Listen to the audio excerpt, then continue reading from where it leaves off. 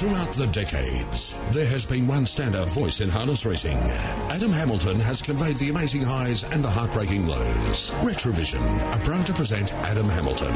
Retrovision, lowest prices guaranteed. RAC members save an extra 5% every day at Retrovision. Adam Hamilton, a very good morning to you.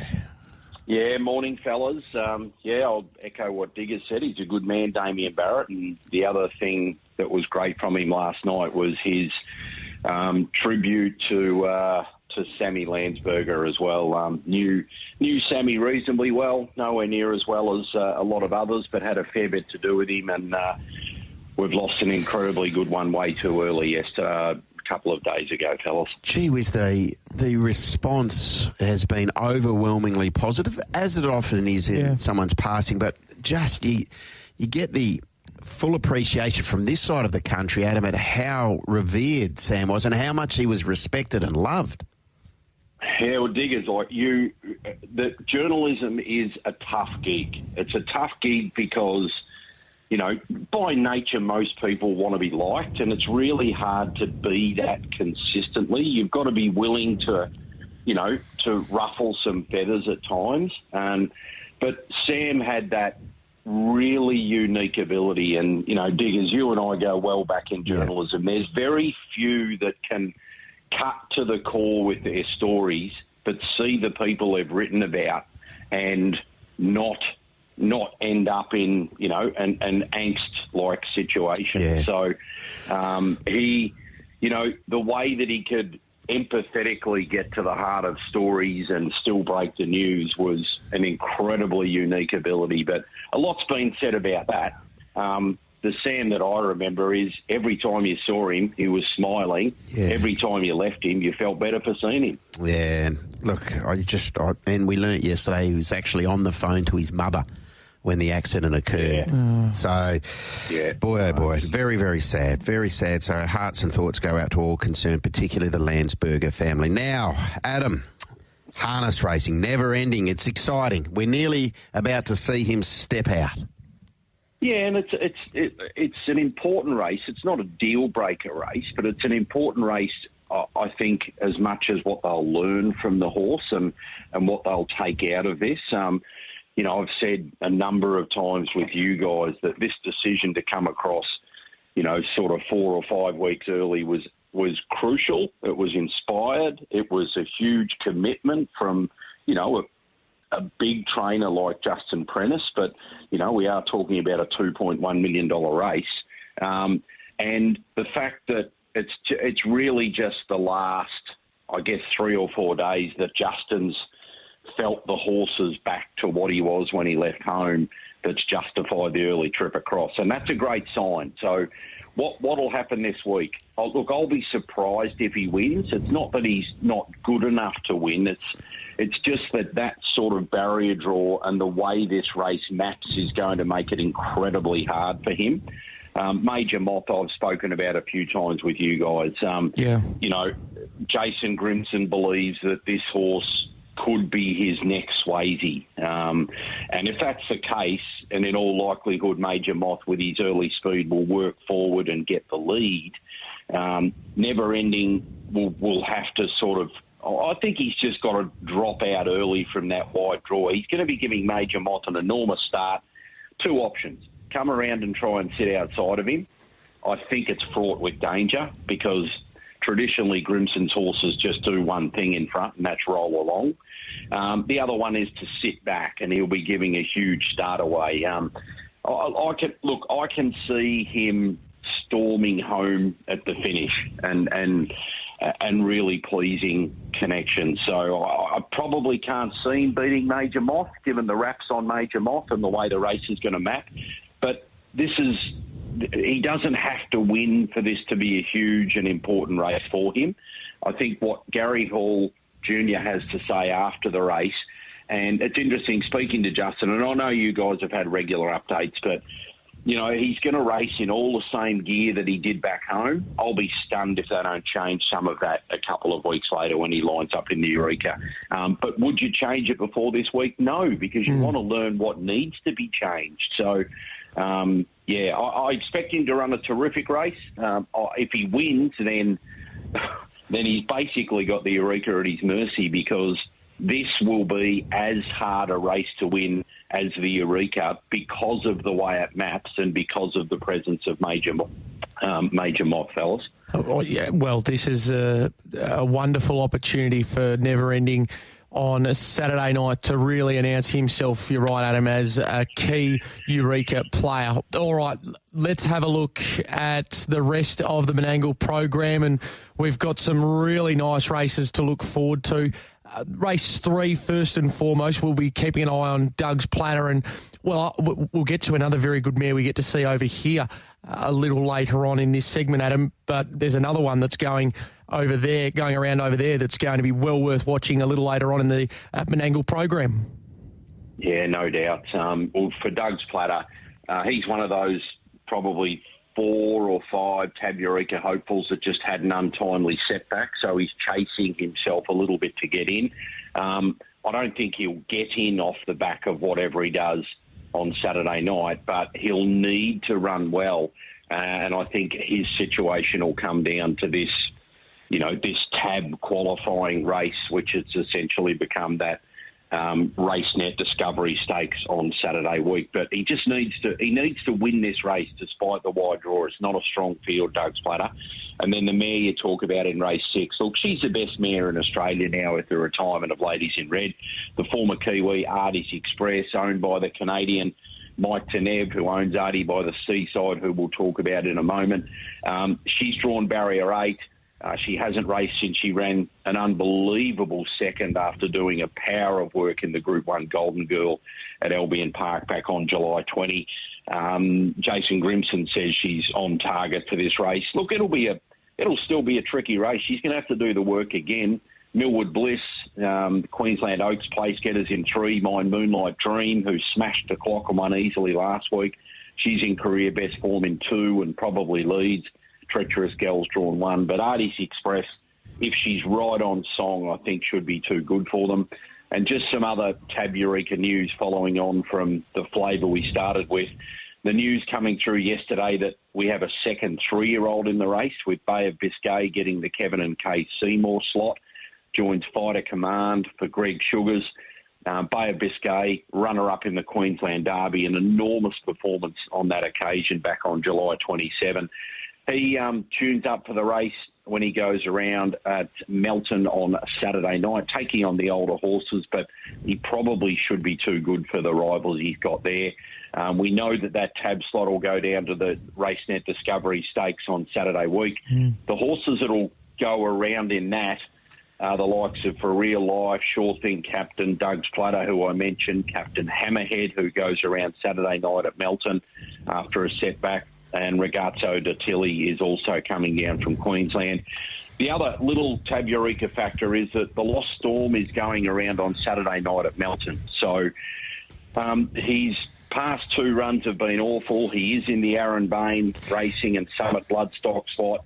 I think we're going to know whether he retains that spot after his performance on Saturday night. If he comes out, then there will be another spot up for grabs. That would make 2, because as it stands at the moment, there's only that Tab slot available through that Discovery Stakes. So the biggest watch of the weekend is the performance of the Lost Storm at Melton, fellas. All right, just tidy up the East Coast news before we get to Gloucester Park. Yep, a couple of things. Swayze ruled out of the New Zealand Cup during the week, but Jason Grimson's still planning on going with Major Moth and District Attorney. Just Believe's been back in style. An interesting return. He won first up at Melton on Saturday night, and then he backed up on Tuesday to win the Shepparton Trotters Cup. So he's getting ready for another New Zealand trip for the $400,000 Group 1 Dominion Trot. That's on New Zealand Cup Day, November 12. And then Saturday night at Melton, quick look through this. Race 2, the Mares Trotters Free for All. Interesting one here. I'm Ready Jet. Left the Anton Galino stable, goes to Andy Gaff. Big watch on it first up. Drawn 10, Queen Elida, the star mares back in this race. Rebel Stoke and Exalted. Race 5, the Group 3 home field trot for the 3-year-olds will be a good one. Race 7, this clash I mentioned between Eureka contenders, the Lost Storm, drawn 3, and Captain Hammerhead 6. And also on the Eureka Flavour, the mare who picked up the spot just over a week ago, Major Delight in Team Zav slot. She's going for a 22nd win from just 27 starts from gate 6 in the mare's free-for-all at Melton on Saturday night. And then we roll into Gloucester Park where, well, we've said for a few weeks we think that Hardie by the Seaside might be a rare mare that can match up to the boys, and she's going to get a chance to do that even a little earlier than I might have thought, Tim, in this August Cup. Yeah, look, $1.80 she is with Tab Touch at the moment, and I would think that she'd be winning this race, and you get a really good lead here with Denny Roberts going with Hardie by the Seaside over Steal the Show and Jetstar. She's got a wonderful opinion of this mare. I'd expect that she'd be able to lead, she'd be able to win. She was able to beat a few of the boys last time out, including Karana, who we know came out and won the marathon last week. So she is going to be the starting point, and I think she'll be winning the August Cup. A clear respect for the Mickey Taker, and also talks up a storm. We're going to have a chat to Kim Prentice after we've spoken to you this morning, Adam. He's got Soho Dow Jones, but also a couple of key 3-year-old fillies later in the morning that we'll drill down on. So I would think that the Bond stable would be winning the August Cup. And just on Mike Tenevi, mentioned him, he's going to be a special guest on Talking Trots tonight with Michael Radley. So it'll be well worth listening into that, and it'll be up on the podcast later on this evening, Adam. He's a fascinating fella. He really is. Hopefully they got a long show because I love him, but when you get him on the phone, you can't get him off. I know that Rads was coming in last night at 8:30 into our Tab Radio studios to record the chat. So it is a pre-recorded chat because obviously by the time that the Talking Trot show is done... And we got here at 4:40 this morning and Rads was just leaving. Yeah, that's right. And he said to the editor, here's 8 hours of audio. Do your best. Bring it back into the show. Oh, beautiful. You got to love his passion. Yep. You got to listen to that if you can. This is a guy who really gets it globally, and his investment in Australia and New Zealand has been absolutely massive. And he's told me that he wants to get more involved in WA as well, so I'm sure he'll expand on that. Fantastic. And, well, clearly, if she's able to win tomorrow night, that's going to be all important for the CV in terms of going forward to the Pacing Cup and actually having a few runs on the board for field selection when that time does come around, because we know that Senior will have a few. We'll know that Bondi will have a few there as well. Justin Prentice, he may have a couple as well that come back. So getting these runs on the board is all important for Hardie by the Seaside. Now, some best bets for Saturday night. Melton, the meeting I'm focusing on, race 6, number 6, Kiyang Chucky. I think this can be the preparation for a trotter that's promised a lot. Had a few challenges along the way, but reports are pretty good. Trials are good for a first-up performance. Race 6, number 6, Kiyang Chucky. And then over to race 7, number 6, Captain Hammerhead. I'm just not sold on the Lost Storm. I know he's got a better draw, but Captain Hammerhead, even though he'll be fitter for this being first up, I think he can do the work and still get the job done over the Lost Storm. So 2 best, a pair of 6s. Melton, race 6, number 6, Kiyang Chucky. Race 7, number 6, Captain Hammerhead. Massive week, guys. Look forward to chatting again next week when we'll know a lot more about Never Ending, and we'll know pretty much close to the final field for this Tab Eureka. Fantastic. All the best, Adam. Thanks for your time this morning.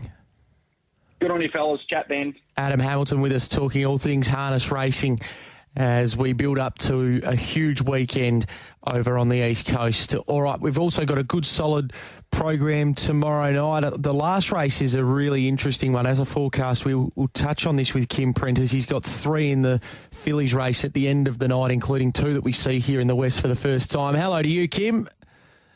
Good morning, Timmy, Digby. How are we? We're okay. How are you going? Most probably not as good as you. It's a little bit wet and a little bit cold, eh? I bet it is. It is the dead of winter at the moment. There's not a lot of respite, Kim, it must be said. No, the next couple of days don't look too good at all. So, I might have to play Boston, stay inside. Yeah, Smart. Exactly right. Have you got the boys down there? They're working, including Mitchell. Is he up yet?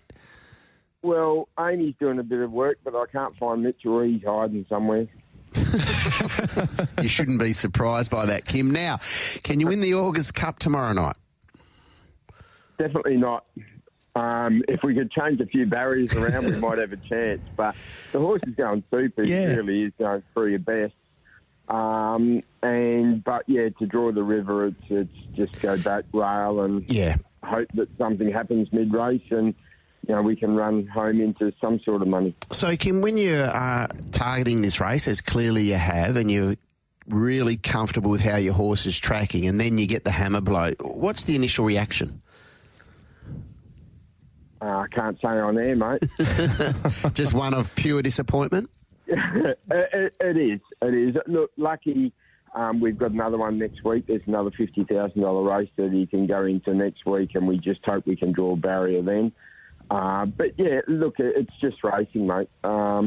You do everything you possibly can, and then you get a barrier like that. It's a kick in the guts, but you just got to look after the horse, don't hurt him. He'll go out there, try his guts out, and then just hope next week we get a barrier. But if we don't, well, then it hurts even more. So. He has been racing very, very well, though, and I know the horse that beat him last week, Lindsay Harper, has got a very high opinion of. We might go to the 3-year-old fillies race at the end of the night if we can, and we'll work through in barrier draw order, but clearly 3 very live hopes here. Soho Vesperlinda's got barrier number 2.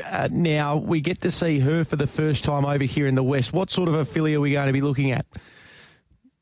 Yeah, look, she's a nice filly. She could only draw 1 or 2, and she'd come up with 2. If she drew 1, I think she'd lead and be very, very hard to beat. But whether, we've just got to do a little bit more homework, and whether we, try and press the 1 and try and get the top. She's a nice filly. She's tough. I like her in the way she just keeps trying. So she's a very tough filly. Whether she's a top bracket 3-year-old filly, we haven't had her long enough yet, but she is a very nice filly in herself. How forward is she, Kim? Yeah, she only had a short break when she come Digby, and on Saturday we gave them a real good blowout, and they both worked super well.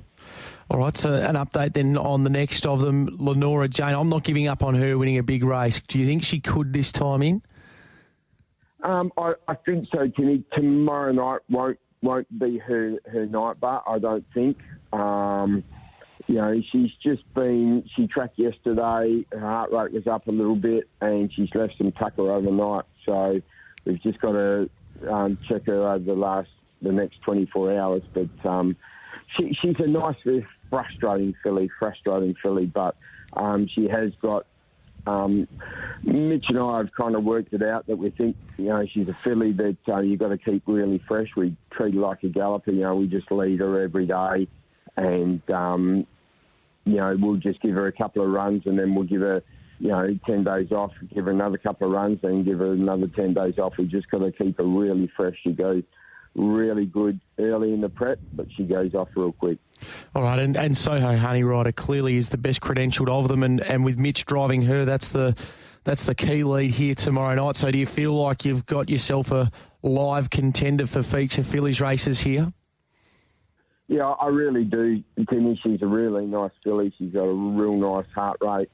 So, she's gone 153 before in Melbourne, and she's settled in really, really well. They both have both of Rob's horses, and I expect her to run a really, really good race tomorrow night. All right, so that is Soho Honey Rider there, alongside Soho Vesperlind and Lenora Jane in the 9th event on the program tomorrow night. The base is loaded for Kim Prentice. Kim, obviously, your other runner there, Soho Firestone. It's an interesting race, this second one. A lot of the key players have drawn out. You've got the back line draw here. How does it play out for you from there? Yeah, look, the 2's got a bit of gate speed, but it'd be lovely if he could get out the gate really, really quick. But I'm just looking at it, I think we're going to settle a fair way behind him. I think most of the better ones will most probably work their way forward. Shannon will have to stay in front of Denny to be able to beat her. So, if they run it upside down a little bit, we might be able to get over him late. But it just depends on how far back he finishes up in the run. But he went super last week, so I'm very happy with him. All right, and just an update, Westbred heats next week. You've got Soho Skyfall nominated for Monday at Pinjarra in the 3-year-olds, and then Beat It Like Becca, who's doing a pretty good job as well at the moment in the 2-year-old heats, nominated for Tuesday night. So will both of those two, will we see both of them over the course of Monday and Tuesday? Yes, Skyfall, I was really disappointed with his last run at Pinjarra. We ran a blood and have found a few issues, so we've just had to back off him a little bit. He tracked really good yesterday. So, it looks like there's only been 2 heats, so just top 6. So we'll just be driving him to make sure we try and qualify. And then we've got another, week and a half to try and get him ready for the final. And, the other little bloke, he's a Soho Tribeca. I just brought him really cheap at the sales, and he's doing a super job. He's got a really good heart rate, and, he can be sitting just off of them if they run really good time. And, he's done a good job his last 2 starts. All right, well, stay dry, Kim, or at least do your very best to do it, and send the youngsters out. They can do the work in weather like this, and we look forward to catching up with you tomorrow night. No worries, Timmy. Thanks, mate. You win some, you lose more. For free and confidential support, visit gamblinghelpline.org.au. On the Sports Daily, the Shayne train's coming into the station. Here's Shayne Williams with his winners for tonight's WA Greyhound Racing. Hello to you, Shayne Train. Good morning, boys. How are we today? We're better than Ryan Fox. Oh, no. How's your golfing What partner? on earth? Doesn't he jack up?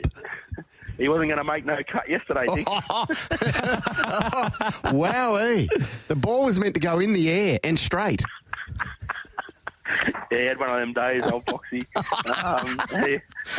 Little does he know I sent that video. Oh, well, he now knows. Yeah. Can't wait for the next time you talk to him. Exactly right. Now, tonight, what are you thinking? Yeah, tonight, good meeting up at Northern, boys. I'm going to kick it off. Race 5, number 3, Swan Attitude. This dog was having its first 500 last week. It come off a nice little nippy 400-metre win at Mandurah, and it led for a long way last week, only to be grabbed late. But I think it ran 29.86 getting beat, boys, and I don't think it'd have to improve much on that time to win this race. So good thing about it, good early speed, put itself up in front, and hard to beat. Race 5, number 3, Swan Attitude. Race 5, number 3 to start things off. What about the second of them? Well, boys, this is the first, and it's not going to happen very often. I'm actually going to tip one of my own dogs here. Oh. Race 7, number 3, Rippin' Moses.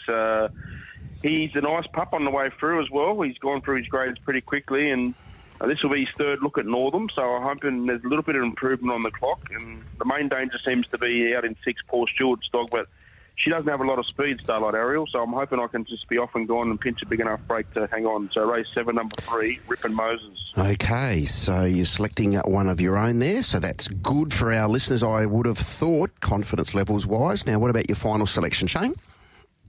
Race 10, number 1, Flying Goldwing. Boys, there's box 1 Bandits, and then there's Flying Goldwing. She's had 10 starts from box 1, 6 wins and 3 placings. And the best thing about this thing tonight, it's probably the best map I've ever seen. We've been tipping the dog in 2, Wise Cousin Glenn. It's got a bit of speed and wants to get off around the turn, so she's going to get an absolute airport underneath to rail up, and she does scrape the rail, this dog, so I think she'll be extremely hard to beat. Obviously, out in 8 is probably be the favourite, so we're going to get a price, but I'm tipping a few of the smart people are going to try and get on this dog, so just be ready when them prices come up, punters. Race 10, number 1, Flying Goldwing. Okay, so you sound quite confident about your selections tonight, Shayne. Who would be the standout?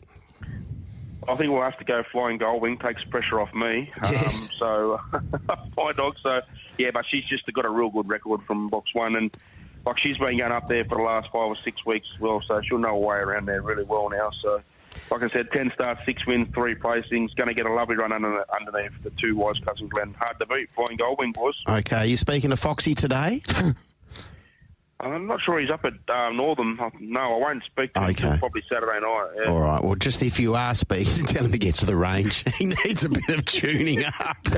he's had a mare yesterday.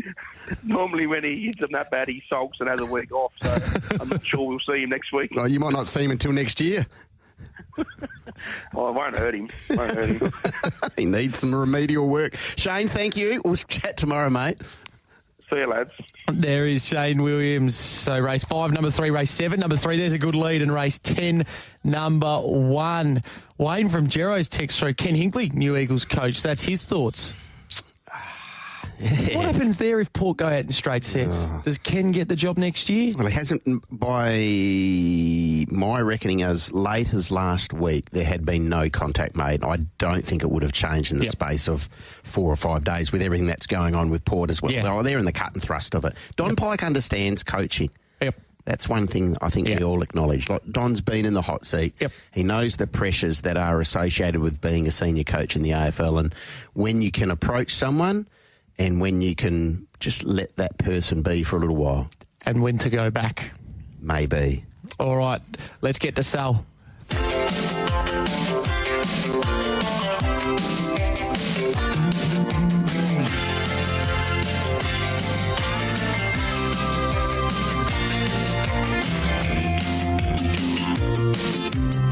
Some boys has got the look of a freak Adonis. And some boys try to talk you off of your feet. Some boys think they gotta give you to woman. Some boys think they're sweet enough to eat. What you get is what you see. Take it away, Sal. How are you, Sal? We're well. Big night for rugby league last night. It was a big night, and they got it right. Finally, the man that deserved to be an immortal became one. And we talk about Ron Coote. Yeah. And I'll tell you, Timmy and Diggers, he's a gentleman. And absolutely, I've had a lot to do with Ron with the Mental League and now Family League. And, Yes. just a lovely man, but he can play footy. So I think they, and I think we've discussed this before, I think they jumped the gun a few years ago with the Andrew Johns scenario, and now they've taken a step back, and they've just put the pieces in where it belongs, and now moving on, I think there's not an unhappy person on this side of the country at the moment, trust me. So there was a lovely gentleman who I used to work with when I was in AAP in Sydney. Sorry to be self-indulgent. He was a massive Rabbitohs fan. He's no longer with us. He lost his life, but he spoke in revered terms about Ron Coote. This was 20-odd years ago, and he said he was that good. I think he played in 4 flags for the Bunnies, 2 with the Roosters, but every time someone mentioned rugby league and the Rabbitohs, he invariably mentioned Ron Coote. Yeah, absolutely. And as I said, they've taken a step back and they've made it right. And as you just said, that gentleman that you knew, and that's all he spoke about. Yeah. As I said, I've been very lucky to meet Ron a number of times, and the word gentleman is the one that just sticks out in my head. So, big night, obviously the Hall of Fame scenarios, and they inducted a lot of people, obviously now with the women involved in the game. So the officials, we knew about David Morrow a while back. While first he was still alive, we knew he was going to be inducted. So, it was a pleasant evening. Fantastic. And so we've got a weekend of rugby league to die for, I reckon, this weekend, because there are so many important games across the weekend that are important in terms of top 8, top 4, perhaps even a home final. Obviously tonight, important for Manly to win just to keep their slight chances of a top 4 spot alive against the Wests. Yeah, that's right, Timmy. And the thing with it, not just the top 4, but they need to stay in the top 6 so they do get a home final at Brookvale, That's a big key, isn't it? And we've seen what they've done at Brookvale this year. They've packed the joint out. Still can't believe the Raiders beat them at Brookvale that time. But, mate, they'll come to Leichhardt tonight. And interesting enough, West Tigers have won their last 4 games against Manly at Leichhardt. So that's a little scenario. But you look at Manly, they've won 6 in a row v the West Tigers, but not at Leichhardt. Obviously, a lot of those games out at Campbelltown where the West Tigers' record is atrocious. But this Manly side, they know one thing about them, they can score some points, boys. So I think they'll score plenty tonight. Looking forward to the match. Okay, so Manly win and win well? I believe so. Yeah, Yep. I think so. Once they click, they geez, they can score some points. Yep. Okay, so Manly to kick off the round in style. The first of the two games tomorrow, Sol, sees the Warriors up against the Bulldogs. New Zealand 248, Canterbury 154. The line here 5.5. Yeah, big game this. A big game. You know, they've been disappointing, haven't they? They've been the real slim dusty of the comp, the Warriors this year after a great year. This is a massive game because it's Shaun Johnson's final home game. He plays his 223rd game for the Warriors, and we all love a happy ending, boys. That's the thing. Everybody loves a happy ending. The Warriors really need to turn up. They'll take on a Bulldog side that I'm still not convinced. I know people go, oh, they're beating this, they're beating this. Who have they beat? They haven't beat anybody above them as yet in this competition. And I looked at the 17 the Warriors have picked. I think it's the best 17 I've seen for a long time for this Warriors side. So, as I mentioned, they've been disappointing a number of times at home this year, the Warriors, but surely they get themselves up for the great man's final home game. I'm going to go the Warriors to upset the Bulldogs. I'm still not convinced about the Bulldogs. Everybody says, oh, yeah, they're rolling along. And they are. They'll play finals footy, don't get me wrong. But some of the outlandish statements I've heard over here during the week, yeah, they won 6 from 7. But as I said, who have they beat? The last time they played a top 8 side was the Cowboys. I know it was a tight game, but they got beat. One of the meaningless games for the weekend, really, Sal, which is an outlier. The Broncos 135, 320 the Eels. 223 grand finalists take on the 222 grand finalists. And as you said, the Broncos in 10th, the Eels 16th. You know the Broncos have got someone from NASA in this week, Jimmy, don't you? Why? Do you know that? Well, they still think they can make the 8. So, yeah, they've got the mathematician out. They think they can still make the 8. So who knows? Broncos for me. They might have to be playing the finals on space if they're going to be playing finals. My goodness. Canberra, $3.20 against the Panthers at 135. This is the first of 3 games on Saturday. So, yeah, Raiders have lost 3 in a row, as we know. Awful last week up there in Townsville. And they won't like this stat. The Raiders have not defeated the Panthers at home since 2016. And the Panthers have won 5 in a row with the Raiders. I know Nathan Cleary's not there. Ex-Raider Brad Snyder will come in and wear the 6 jersey. Interesting, Jerome Luai's gone to 7. So he'll take that controlling part of the game, replacing his good mate Nathan, who's out, obviously, as we know, till finals. Liam Martin comes back in. Geez, that toughens it up. Yeah, Panthers for me at 3 o'clock over here on Saturday afternoon. All right, the Storm, 118. The Dolphins, $4.90. The Dolphins desperately need a win, but it's hard to see how it comes against the Storm. I tell you what, it's not so long ago since they met, and this is where the Dolphins will get themselves up. They just got beat by 6 points, 30-24. Good game of footy it was. Storm have won 7 of their past 19 at home, though. It's their last regular season home game for the year, and isn't it amazing sometimes you've got this utility player? It's just Tyron Wishart. What about him this year? Played in nearly every position. He's on the wing this week. And Big Nelson, he celebrates his 200th game. So unbelievable to think of. He's played 200. I know he's been around for a while, but that crept up on me. So, yeah, Storm from me, boys. Okay, the Storm to beat the Dolphins. Now, what about the Rabbitohs? 263, Newcastle 148. No Latrell. There's a bit going on there. What do we think? Oh, just pull a coin out of your pocket and toss it, Diggers, because it's that sort of game, isn't it? You know, neither now after the heartbreak for the Knights last week, losing that one in Golden Point against the Sharks. That was their season, really. And the Rabbitohs, they're just stuck in limbo. Nothing really to play for. Can't make the 8. Won't get the spoon. Playing for contracts with Wayne Bennett coming. So, I'll go the Knights. All right, very quickly, Sunday's games, you'll have a closer look at these on the aftermath on Sunday morning. But the Titans, Roosters, and then the big one, the Dragons and the Sharkies to end the weekend. Yeah, Roosters should win this one. They won their past 10 v the Titans, and you're right. What a derby we've got. It's a beauty. Down in Wollongong, the Dragons hosting the Sharks. Oh, yeah, it's going to be up and about, that one. I'm still undecided. I think the Dragons can win down there in Wollongong, but we'll wait and see what happens come Sunday morning. All right, Sal, money time. Yeah, 5+. We'll go the 5+ margin on Tab Tuts, boys. We'll get $3.90 for Manly, Broncos, Storm, Roosters. And then score a try any time. We'll start tonight with Daly Cherry Evans from Manly. Into the Broncos, Dean Mariner. Into the Roosters, James Tedesco.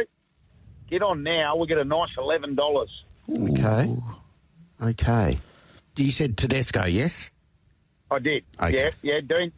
Daly Cherry Evans, Dean Mariner, and James Tedesco. Okay. All right. Lovely. So, as always, great to talk rugby league with you. We'll hear from you on Drive. We'll hear from you on the Aftermath. You'll never be far away from the airwaves here on Tab Radio. Absolutely. Stay safe, boys. You win some, you lose more. For free and confidential support, visit gamblinghelpline.org.au. News, views, interviews. This is the Sports Daily with your hosts, Tim Walker and Digby Beach. Busy hour on the way. Coming up, Steve Wolfe not too far away. Julio Santarelli. We'll have Cam Sutcliffe as well from the Port Adelaide Footy Club. And we'll also hear from Brodie Nickson in the build-up to Saturday afternoon, the Winx Stakes program. Just a quick one that's come through on the Retrovision text line here. Good morning, guys. What does it take to have a heavy 10 track rated in Australia? I raced at Pinjarra on the 1st of August, and that track was clearly a bottomless 10. Why is it rated an 8? Right. Well, look, the track curators know it far better than what we do. But certainly there is a feeling out there that track yesterday was in the heavy range, not the 7, and the times would reflect that. And we heard a little bit earlier from Dylan down there at Pinjarra that he's expecting it to be heavy. If this rain that is forecast does fall, Saturday's meeting will be raced on a genuine heavy surface. There's no two ways about that. So it is winter. It is an outdoor sport. You're going to get precipitation. And, I think you probably have to identify horses that are nice and fit if you are going to have an investment. Clearly there's the breeding aspect that some horses will get through, some won't. But you want horses who are rock hard fit. All right. Let's turn our attention to our first guest for the hour, and it's great to have this man on the program once again. Steve Wolfe is with us on the line. Hello to you, Steve. Not too bad, Tim. Diggers, how are you, boys? Really well, Steve. Great to have a chat to you. How are you faring? A lot better than I was a month ago. Yeah, no, you're whinging too much, a bit dry in the throat, but not allowed to have too much liquid these days. It's only 1.5 litres a day, which is not much, but no, look, I'm on the mend, so hopefully I've had a pretty good wife looking after me and some good doctors and good staff looking after the horses, so all upwards and onwards, hopefully. Absolutely. Can you just talk us what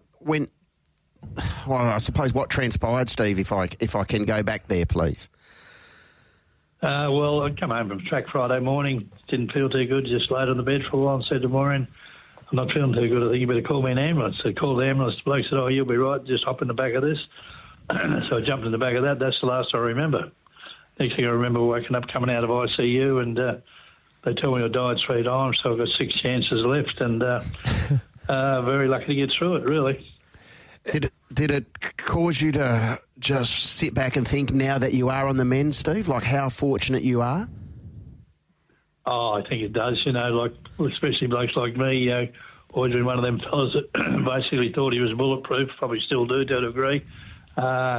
Just done whatever I wanted to do and, never worried too much about anything and just kept marching forward, but just a bit of a wake-up call, but still, that's the way life goes and you can be lucky and unlucky, and I suppose I'm lucky to be here, and I was probably very lucky that I was in Perth at the time, not in Albany or on the road. Absolutely. Does it change your perspective on life now as well, Steve, and the way that you approach day-to-day life?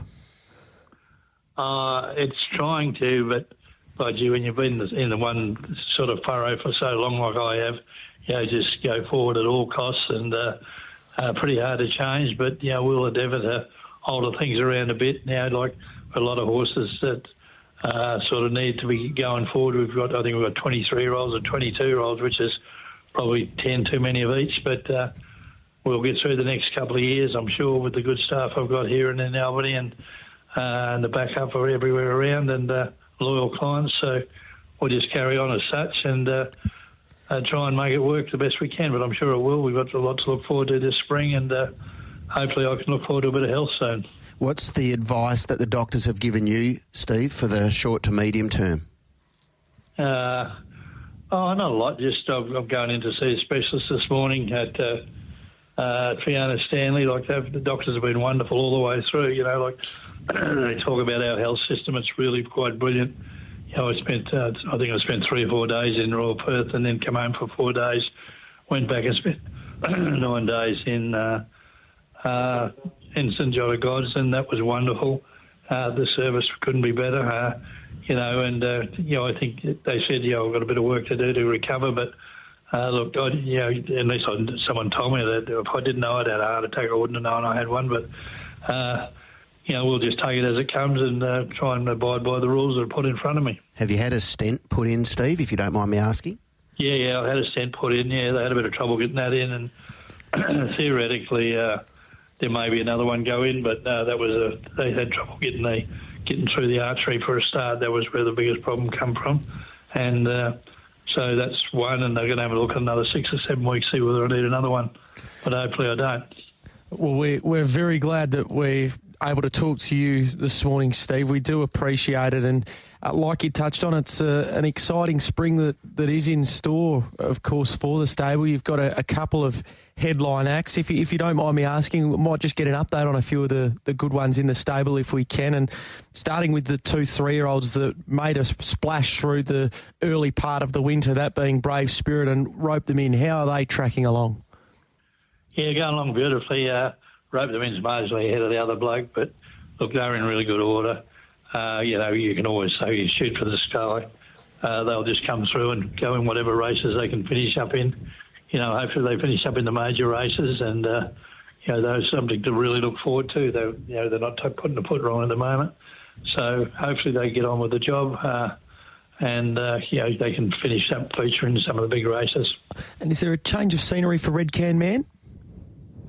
No, he'll probably come back a peg. He's a wonderful old horse, and like this time last year he did run fourth still in the Winterbottom. And people say he's out of form, but that's not far off the best of them running fourth in that race. But probably the ones that I think that could come forward more than anything is a horse called Curramindi, who won his last 2. Who knows where he's going to finish up? He's a lovely big horse who's never really been taxed, and with the other 2 3-year-olds that are now 4 coming forward, I think he's one that we'll be having some fun with this spring. Wolfie, great to chat to you. We'll let you be. We know that you're still a little bit under the weather. We do appreciate, and I think everyone, on behalf of Tim and everyone here at TAB Radio, and indeed the broader racing industry, we wish you well, and we're glad that you're still with us. All right, thanks, boys. Have a good one. Bye. Go well. Thanks, Wolfie. There is Steve Wolfe with us on the line. Great to be able to chat to him this morning and get a little idea on how he's tracking along more so than his horses, and it's good to know that he is still with us and giving a glowing endorsement of our healthcare system here in the West as well. All right, let's get to Julio Santarelli. With the latest WA thoroughbred racing news, Julio Santarelli now joins the Sports Daily with Santa Snippets. Hello, Jules. Hi, Tim. Hi, Diggers. How are you? Very well. Great to hear from Wolfie. Yeah, wonderful. Wonderful that we could have a chat to him this morning, and it's great that he's still with us because, as he said, he was dicing with death, and he did dice with death. Yeah. So it's a timely reminder again, isn't it? 100%, Diggers. 100%. And look, to be fair, the trainers, they burn the candle at both ends, don't they? And the demands on people in the industry, not just horse trainers. The whole industry. The whole industry. You're up early, you're working hard, you might get a little bit of a respite during the day, but you're at the races, you've got clients, you've got functions, you've got horse feeds to do in the evening. It's a unrelenting industry. 100%, Diggers. 100%.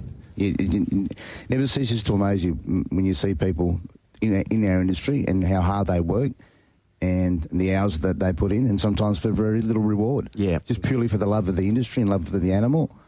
But, very timely reminder with Steve Wolfe, but he's on the mend, that's the main thing. Yeah, exactly right. So it's great that Maureen was close by as well, and she was able to help him out, and clearly, as Tim referenced quite rightly, and understandably, the health system here stood up, so that was terrific. Maybe you shouldn't watch the Dockers Day on the weekend. That might be some sound advice. Yeah, exactly right. So you were out there yesterday? Out there yesterday, Diggers, and quite an emotional day yesterday in regards to the sad passing of Neville Parham's mother, and the grandmother of Brad, Stephen and Chris, and it was really poignant yesterday, and all boys and Neville had a winner yesterday. So it was a real Parnham day, but a very emotional day yesterday out of Belmont, naturally enough. So Neville was up in Broome after the weekend and then flew back? I'm not sure whether did he make the trip to Broome or no, he was heading that way. I think he was heading that way, or certainly was up there and was then coming back. So I'll stand corrected there. But, yeah, just with the sad passing of his mother, Joan. Yes. So, yeah, condolences and thoughts and prayers go out to the Parnham family. Yeah, absolutely. And a day that was matched, but the boys and Neville paid great homage to their mother and grandmother too yesterday with their deeds on the track yesterday. Some great riding performances, great training achievements, and yeah, a great racing family. Did I see Brad Parnham wear a black armband? Yes. Triple J? Yeah. Well done. And Steve was quite emotional too, so you can imagine. But what about the race? The Blue Speak race? What a race it ended up being. I'll tell you what. His grandmother would have been very proud of the ride of Bradley. So it was just brilliant. Brilliant ride. The nerves of steel. Just in that race. Did you expect the positions to be where they were? No, and that was the query, wasn't it? How would Triple J go? How would he handle 1,650 on a genuine rain-affected track? And Brad thought, no, I'll just sit back here. I'll let the speed go. Admiration Express rolled. She got a bit keen, and then he just presented at the right time. Wonderful training performance from Ben and Dan. We know that. Yeah. But the ride, well, we shouldn't be surprised. No. Elite level ride. Rider of the runner-up, Clint Johnson Porter too, almost pinched it as well with Admiration Express. To take out of the race now is Triple J. What do they, as being Ben and Dan, now do with Triple J? Give it a short let up, bring back for the Ascot Carnival, or give it a good long spell and come back for the autumn? Did I hear Dan Wright saying the other day that Cups? He did say Cups, didn't he?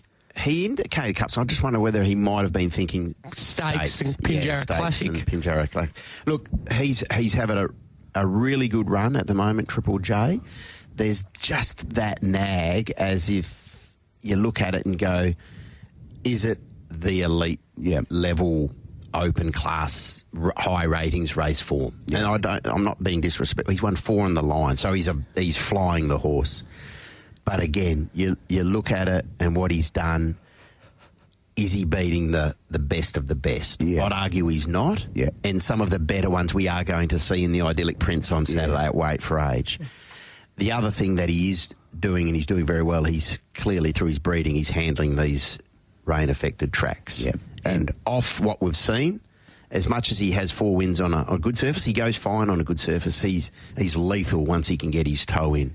Yeah, absolutely. And I guess it opens up options anyway for Dan and Ben, options they probably didn't think was possible 4 starts back. So yeah, and passing the test, that distance query too, 1,650 metres yesterday, which is probably 1,800 metres on that track yesterday. So that sort of eliminated a distance query. They're going to be well stocked too for the Railway Stakes if they've got Ollie's Choice.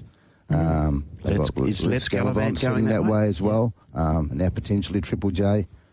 And we talk about stables in form. They've been on a roll for a fair while now, haven't they? Yeah, they have. Ben. They have. Talking of on a roll, hasn't Lucy Fiore shot the lights out of it in the past 6 months? And now we've started the new season. I think it's 14 winners for the season. Nine Metro winners already, Lucy. Yeah. A double yesterday. Treble on Saturday just gone, on double yesterday. Never been too far away from 2, 3. Just continues to find winners at the moment, Lucy Fiore. She's in really good nick. Yeah, she's in terrific form, isn't she? It's frightening. It is frightening, the form that Lucy's in at the moment. I was looking at it last night, and I made some notes here. She's had 56 rides this season, Lucy, 14 winners, 18 place getters. What's the percentage? What's the strike rate? She's going at 1 and 4. She's going at 25%. Yeah. She's ridden 9 Metropolitan winners from 27 mounts. I know they say you've got to get on a good horse, but is there a level of, when you get on a roll, is there a level of confidence that can help as well? Absolutely, and this is the one thing I think that does get lost in the wash. Jockeys are confidence people as well. Like when they're out of form or they're having a bit of a funk, they second guess themselves. Not all, but the majority do. Like we do. They're human. You have doubts, but when you have a little bit of a run, and Lucy's having a run, you win and/or give your mounts every conceivable time after time after time, and like Grand Reserve turning for home, could not win yesterday. Could not win. Yeah. But somehow Lucy's able to get Grand Reserve home over the stable, mate. She's flying. It's great. You know who's flying too? Adam Durant. I think I've got to go back through the stats as well. I think in the last 6-7 Metropolitan meetings, he's had a winner or at least minimum of a winner out of a Metropolitan meeting. And yesterday he did that with a top bar early doors in the first for Clint Johnson and Porter. That stable's now turned the corner and they're back on a roll, aren't they? Yeah, they are. They certainly are. And it's good to see because, when Adam's up and about, I dare say it's really good for turnover as well because people are happy to have a bet. But again, he's had 6 winners in the metro area this season from 25 runners. So he's shooting the lights out of it as well. And, to be fair, he'll put his hand up, Adam. He's a realist. He knows full well they had a really lean run there for a longer period than he would have liked, but it's great to see the yards going well again. Absolutely. Allentown yesterday for Chris Parham and Michael Grantham. I know when Chris jumped off, he was very bullish about the horse. Said he's a horse with a future. So probably the disappointment out of that race might have been Star Supreme. A little bit disappointing, but maybe the ground didn't suit. I know there was a big rap on her first up yesterday, but probably didn't handle the ground yesterday. Yeah, she's just a little bit slow to step in the opener there, but it's funny. I think every rider who has been aboard Allentown, either at track work, trials or race day, has an opinion of him. I think he's one you can follow. I know it was only a maiden yesterday and he didn't win by a big space, but everyone's quite bullish about his future. Trio was a sharp win. Good win, great ride, patient, got him out at the right time and he let down nicely. It's back-to-back now, backing up from Northam. And, again, we touched on a Triple J, an outstanding performance. Now we await to see where Dan and Ben head with Triple J. Was just trying to get an update too on Acromantula because I think Daniel Stackhouse had a spill yesterday. So just going to see if there's an update there with Acromantula. But head towards now Saturday, the Ideally Prince has been a change in the market, Diggs and Tim. Search and Rocks is now the favourite. Search and Rock's the favourite. Okay. Opened at $4.60 into $3.20. Valero was the favourite. Opened at $3.30. Is out to $3.90.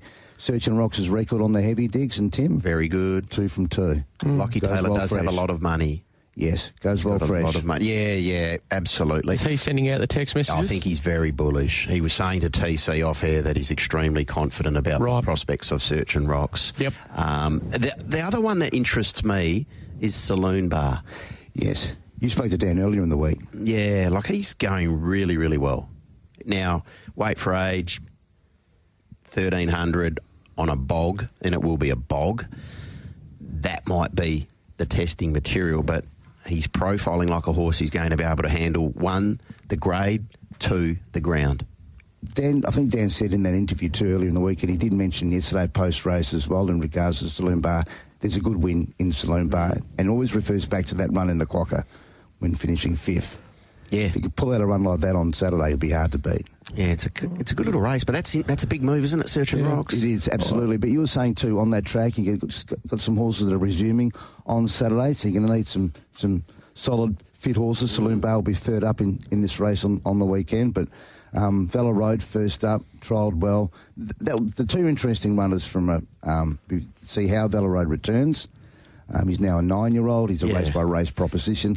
Also curious to see how Captain Chaos goes too for Peter G. Dresco first up. First trial just was forget about, but showed some improvement in that second trial. He's a good horseman, Peter G. Dresco. I'll be curious to see how Captain Chaos returns. The one thing with both Search and Rocks and also Valero, they bring some residual from their run in the winter. Certainly going around in the high period. I think that was early June. So they're back from a let up. So they've got some petrol tickets there. At Mince moment, just can't get the service required. I don't know, but it might even be a surprise if he runs. Given Adam has been quite open about how he needs a good track, that horse. Ginger Baker's got some good form as well. He has. And he ran in the Strickland too, didn't he? Over 2,000. Yeah. So, and he's a multiple winner on heavy, is he not? He's absolutely. He's had four goes on the heavy for 2 wins in a second. Yep. All right, Jules, beautifully done. Thanks, Tim. Thanks, Diggers. Enjoy the week. Yeah, you too. There is Julio Santarelli. He'll be with us again Tuesday morning. For the latest WA thoroughbred racing news on Twitter, find us at The Races WA and at Santa Snippets. Now, let's turn our attention Saturday afternoon to a big day of racing at Royal Randwick, and a man that will join us through the course of the spring. You'll know him from Sky Racing. Great to have Brodie Nickson with us on the line. Brodie, a very good morning to you. Very good morning, boys, and very good morning to everyone tuning in. Yeah, great to have a chat to you, Brodie. I dare say over there's some real spring in the air. Certainly the weather would indicate that.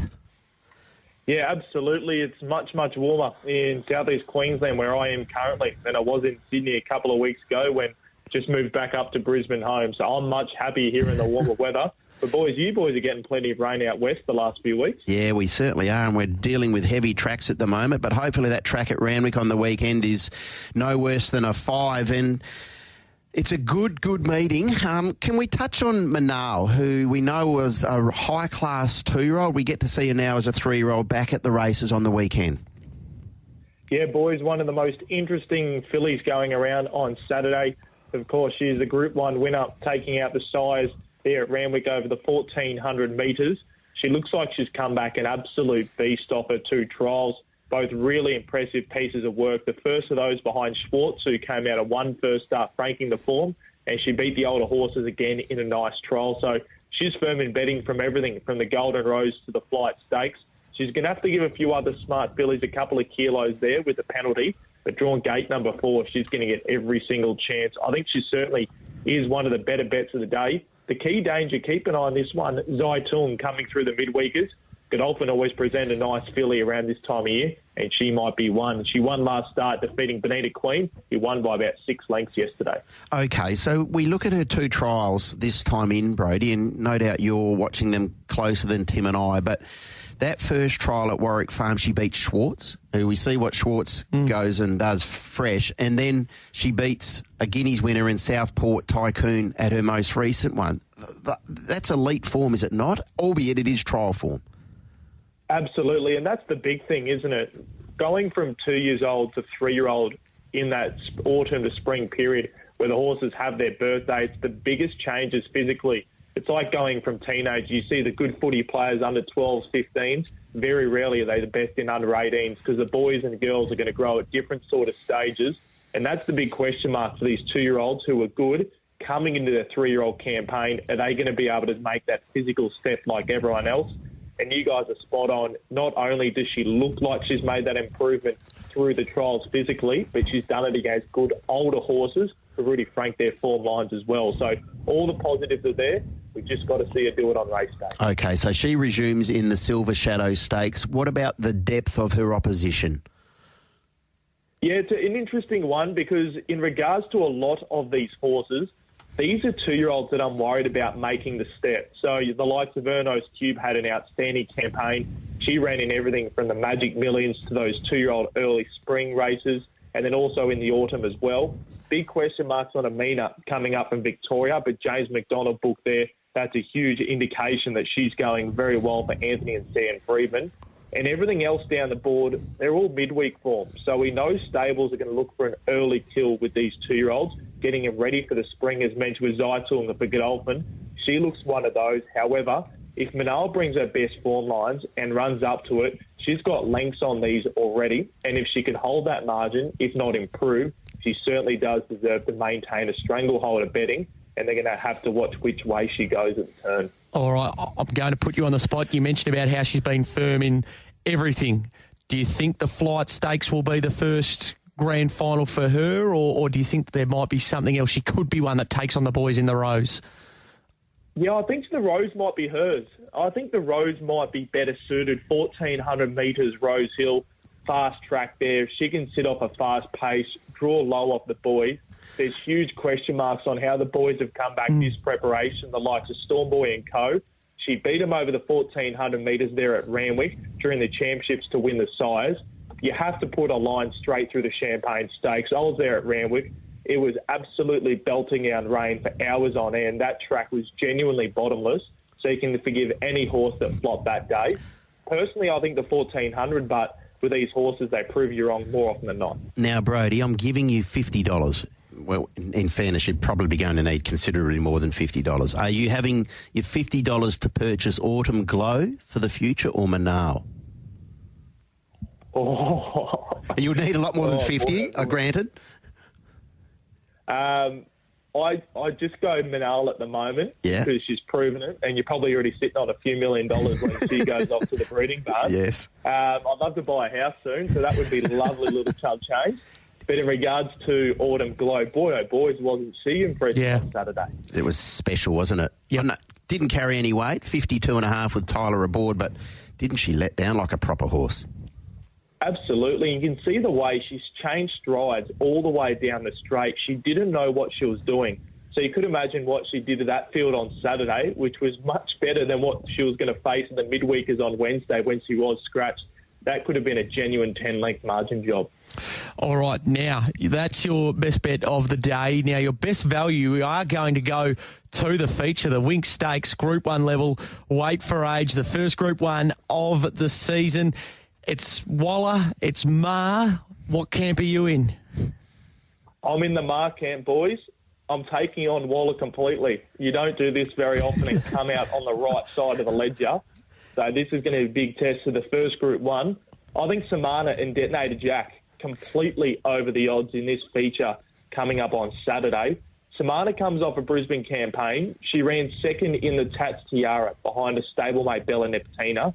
She was awesome that day. All through the preparation, she ran really well in the Stradbroke Handicap, all the Group 1s before that down in Sydney. So she brings the right form, and she's going to be on speed here, where apart from Tropical Squall, there's absolutely no leaders. A lot of stayers resuming. They're not going to want to go forward and put too much pressure in the race. So she might just be sitting on the bunny and be really hard to hold out for the top three. But the horse I'm really keen on, Detonator Jack, is about $14 now. I think he's the value bet of the day. He's well and truly up to this Group 1 class. He ran really well in the Doncaster, defeated 2 lengths behind Celestial Legend. Now, he's got this tactical speed where he can stalk the speed, and his 2 trials have been outstanding, both very sharp. I think this is a target race for the camp to knock off that Group 1 with this horse, and at $14 him, $13 Samana. It's a 1x3 each way play all day for both of those horses for mine. Okay, how have you assessed Fangirl in the lead up to Saturday? And understandably, she is the favourite everywhere for this feature. Yeah, she deserves to be favourite, and I found this one quite tricky. Just going back through her form lines last preparation, of course, she only had the 2 runs, but that Group 1 race behind Think It Over, she drew a bit sticky that day, was forced to get towards the back of the field at Randwick, rounded them up, but didn't have quite the race shape to get it done. And when you line up this event, that's a big worry for mine with her when you're taking $2.20. Now, last preparation where she was so impressive, she was coming off a 98-day spell, a couple of really good trials. She's coming off 175 days here. So she's had the 2 trials behind Tom Kitten, who was impressive on Saturday. It was the latest one. She hasn't been asked to do anything, so I wonder whether or not she'll be ready to rock and roll immediately first up. But that map's a bit of a query for mine. If she does roll forward, that does scare me. But I'm just keen to take her on Saturday with a few question marks around her preparation.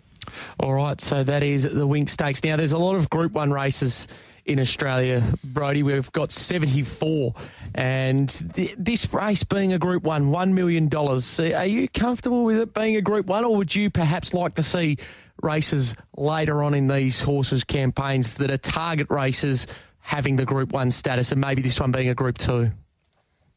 Yeah, it's a great question, and I think it's one that we're just going to continue to ask as long as racing goes on for. Because I think Australia's got the most Group 1s any racing jurisdiction in the world. I'm going to have splinters in my backside here because I honestly don't know what the answer is. I completely agree with you in regards to you love these Group 1s to be the grand finals, because when you look down the board, Fangirl's probably there ready to roll. Tropical Squall, Samana, Detonator Jack. That's 4 out of about 12 horses that are there to actually win on Saturday. The rest of Jay's resuming, and that's what the Winx Stakes has been for a long time.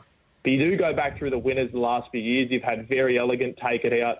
Of course, Winks took it out as well, and a host of other very good horses. So it's not like you're getting huge upsets consistently with those winter horses winning it. So I can see both sides of the argument, but I'm going to go back in a full circle and say, boys, I don't know what the answer is, to be honest. Fair enough. No, that's fair enough, because I think there's a lot of people who've got conflicting views on that status. Now, can I just ask you very quickly, Brodie, how do you line up our Kobe son, who goes to the show county quality second up, clearly rising in grade from 1,000 out to 1,200 metres. Horse with enormous upside, but this is his stiffest test to date. Yeah, it is, isn't it? He's been one of mine for a very long time. Absolutely love this gelding. He runs in a Jolie Star, who just quietly, you never doubt Chris Waller. Boy, oh boy, I've done it an awful lot in the last 15 minutes. But I thought Jolie Star was an absolutely good thing, excuse me, in the toy show quality. So they've gone to run here against our boy, our Kobe son. So it's a bit of a question mark, because I think she's one of the horses of the spring we really need to watch out. Undefeated her last 2 starts, including a Group 1 win here in the 1,000 Guineas last spring. So those two combined. But in regards to our Kobe son, the only question mark's the 1,200 metres, but he does drop 6 kilograms from that win last start. Angela Davies was very vocal. He wasn't ready heading into that event. He had an awful lot of improvement to come. His 2 trials this preparation have been better than he has trialled before. So I think he's come back a clearly better horse, and at $3.40 is well and truly worth the bet, because he's going to get the run of the race on Saturday, and there's not too much speed. So if he rolls forward and dictates, I've got him on top with the Matt queries for Jolie Star. Brodie, fantastic. Great to chat to you this morning. We'll catch up with you again next week and through the course of the spring. Looking forward to your company then. Thank you very much, boys. An absolute pleasure. You win some, you lose more. For free and confidential support, visit gamblinghelpline.org.au. We thank you for choosing the Sports Daily with your hosts, Tim Walker and Digby Beecham. Great to have your company this Thursday morning. Plenty to work through between now and 8 o'clock. About to be joined by Cam Sutcliffe from the Port Adelaide Footy Club development coach there. Was also Sandford captain there for a couple of years as well. And Brodie Nickson will join us from Sky Racing. So plenty to work through between now and 8 o'clock. But it is all eyes towards what's going to be a massive Sunday afternoon of footy. 3 games back-to-back, and the crescendo is right here at Optus Stadium. And well, they're the informed team right now alongside the GWS Giants. They sit 2nd and 3rd on the ladder. The Power have won 7 of their last 8. They're in town to take on the Dockers this weekend, and it's great to have Cam Sutcliffe with us on the program. Cam, a very good morning to you. Thanks, fellas. Thanks for having me on. Great to have a chat to you, Cam. Thanks so much for your time. You must be absolutely thrilled with the sustained run of form Port Adelaide is enjoying at present. Yeah, definitely. The boys have, especially since that Carlton game where they beat us here at home, have put in some really consistent performances. We've gone back to playing simple footy, being tough around the ball and executing in front of goal. So it's been a real rise the past month and a half, and we're hoping to keep that going forward into finals. What's been the catalyst, Cam? It's probably hard to put your finger on one thing that's been the catalyst. I reckon just everyone standing up consistently week in, week out, and we've obviously got some star players around the ball that have stood up in big moments. Butsy last week in the showdown was terrific, and we've had players change positions like Radagalia's played forward and had huge impact for us there as well. So probably can't put my finger on one thing, but just consistent team performance all round. We know, just on Asava Radagalia, we know that he has played a bit in front of the footy, a bit behind the ball, obviously.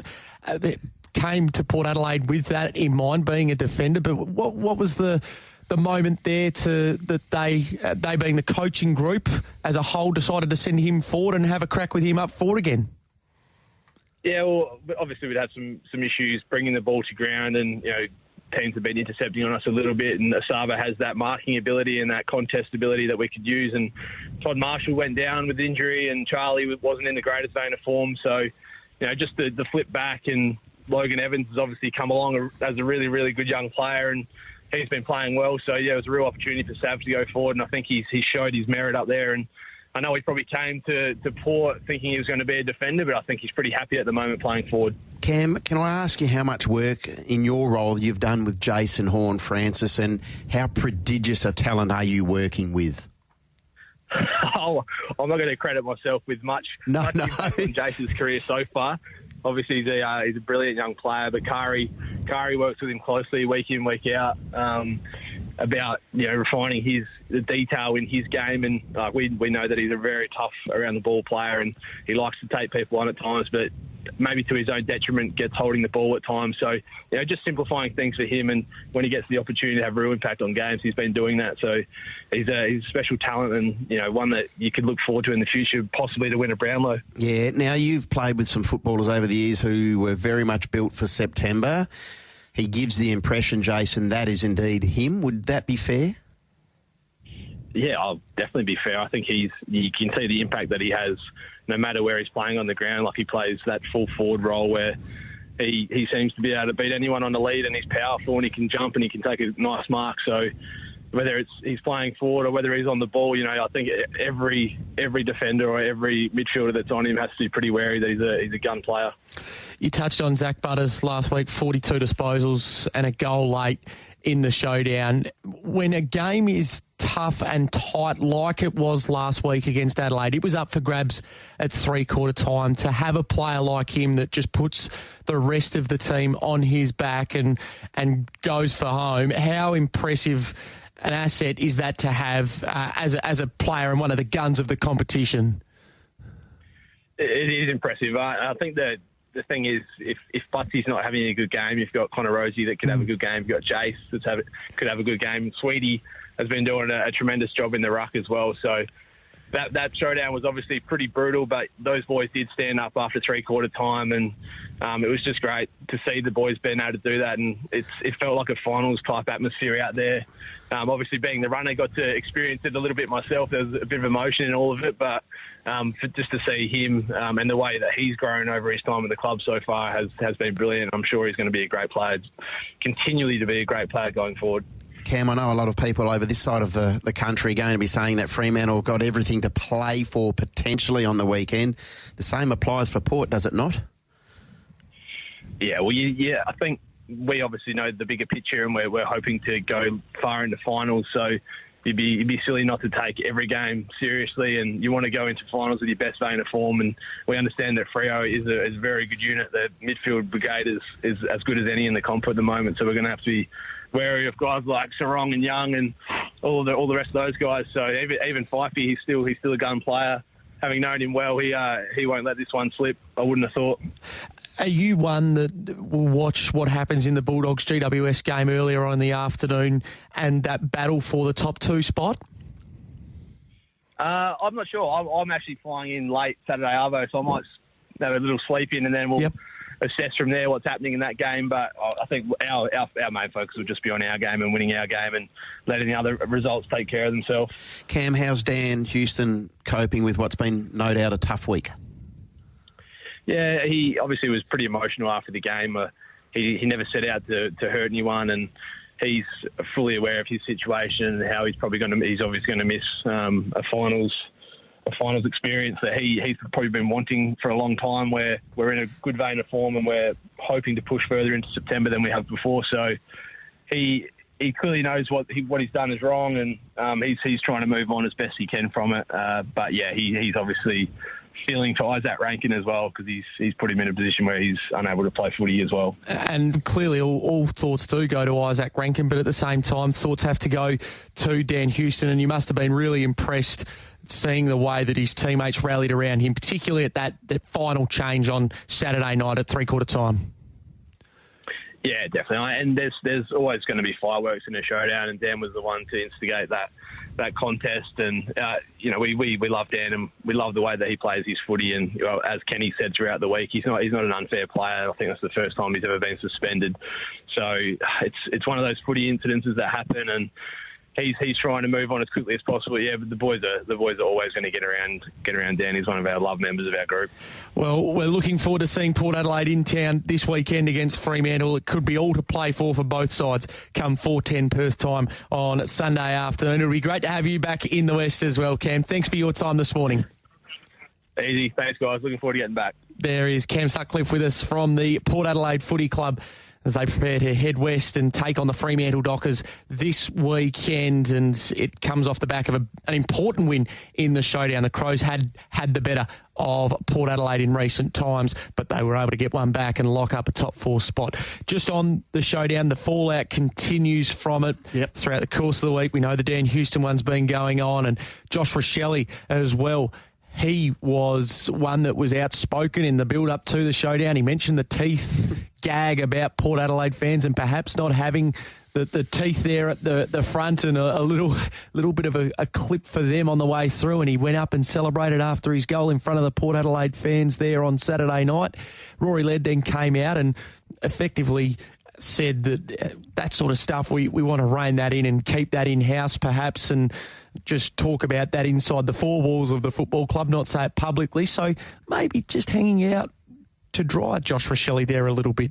Rory Laird, one of the leaders. Not a little bit. Yeah. A lot, I would have thought. And Rory said, talking of Josh Rochelle's, no teeth gag, he said he continued on with it instead of letting his footy do the talking. He said it was a joke and a bit of a laugh, but it is something we try to shy away from. It was a bit misaligned as to how we approach these games. The interesting aspect of this for mine is, and we now learn that in all likelihood Josh Rochelle is going to be dropped for this weekend's game against Sydney.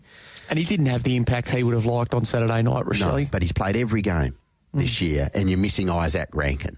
So clearly the club is giving him a timely reminder that his actions away from the field and maybe even on the field in regards to his comments and then the way he motioned to the Port Adelaide fans is not what they want. I would have thought Rory Laird could have played a straighter bat when facing the media over Josh Rochelle. So you'd like him to say, we've got his back?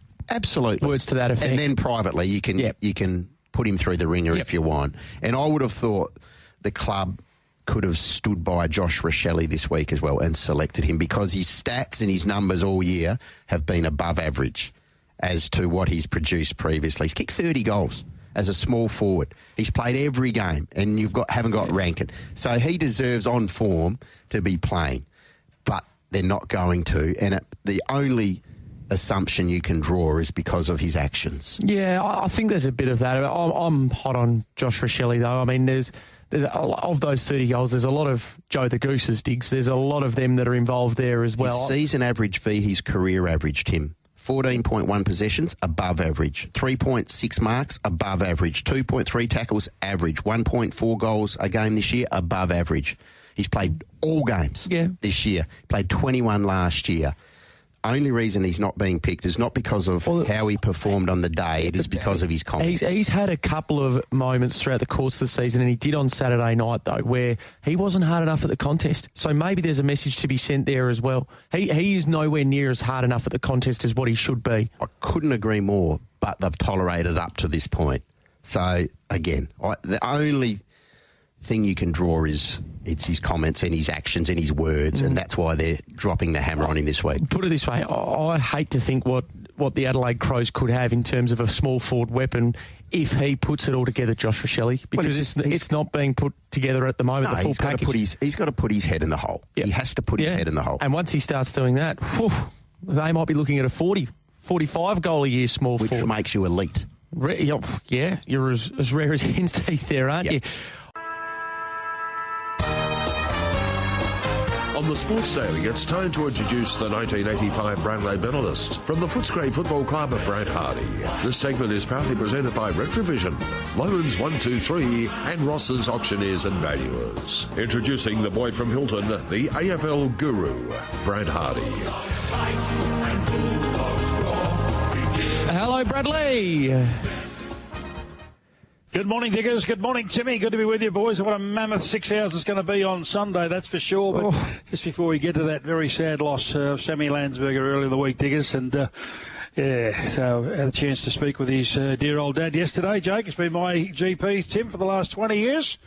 Very, very sad, and it'll become common knowledge, but unfortunately he was actually on the phone to his mum when he got hit by the truck, believe it or not. Unbelievable. Yeah, horrible loss. So thoughts and prayers go out to the Landsberger family. Just a just a tragedy that you couldn't see happening, Brad. So, and the fact that you know the area, Diggers. It's a tough area. It's a really busy. I mean, there's a myriad of things going around. But as I say, he was talking to his dear old mum, Tim. Can you believe that? And she could hear the commotion in the background. And oh God Almighty, someone's picked up Sam's phone and he said, "Who am I talking to?" He said, "You're talking to Sam Landsberger's mum. Who am I talking to?" Yeah. And the bloke conveyed the fact that he'd just been hit by a truck. Who would have thought? God horrible. Almighty. Yeah, absolutely horrible. So, and the outpouring of emotion, the respect, the love, and the care that clearly Sam had for others and others had for him has been well and truly portrayed in a positive light in the past 24 to 48. So that's something. And rightfully so, because we all get better when we're going under, as you know, Diggers. Sometimes we go, really? Is that right? But no, there was a genuine, absolute, no doubt, genuine love for Sam, and really sad time. But the Doggies will be wearing black armbands for him on Sunday. What a Sunday it's going to be, Tim. Yeah. Now, just before we get to that, Brad, Marline Pickett is going to retire after Saturday's game against Gold Coast. Now, that follows the retirement announcement earlier this week of Dylan Grimes. We know that the likes of Martin's already gone, Bolton, Rioli, Baker, Graham likely to also depart at the end of the season. The last one out, shut the lights off. Really? No, I know. It's incredible, isn't it? We suspected that, there would be certainly some movement, but it's really coming of a cavalcade now. And Marlian has got a few other issues besides that, but they've been able to successfully negotiate through until the end of the season on that side of things. So, it is getting palpable now. And look, it's very interesting. And look, I'm not being mischievous, but I'm not sure. I think we all would agree. I think there's no doubt Shea Bolton would help Fremantle. There's no doubt about that. Apparently, some of the members of the playing group aren't that happy, so that they're entertaining him. So, and this comes down to professional jealousy, I would assume. So, it's going to be an interesting watch on this space on that one. But you're right, Diggers. Adam Uze, dearie me. Oh. he's going to be coaching down to 19s the way it's going. Yeah. Well, and I'll tell you what, if I'm Tim Taranto and Jacob Hopper, I'm sorry, but I'm looking around as well. I'm asking my management to explore other options. I'm sorry, because you were lured south on false pretences. Yeah, but unfortunately their damage has probably been done because they've been, at Richmond and for a couple of seasons now. And look, to be brutally honest, I mean, let's put our cards on the table. Would you have Taranto in your team? Would you have Hopper in your team? Absolutely, I'd have Taranto. Yeah, I'm not. Yeah. But North Melbourne are looking for a senior big body. Yeah. So yes, maybe somewhere like North Melbourne. So, but that's not going to fulfil what he was, as you say, what he came south for. You know what I mean?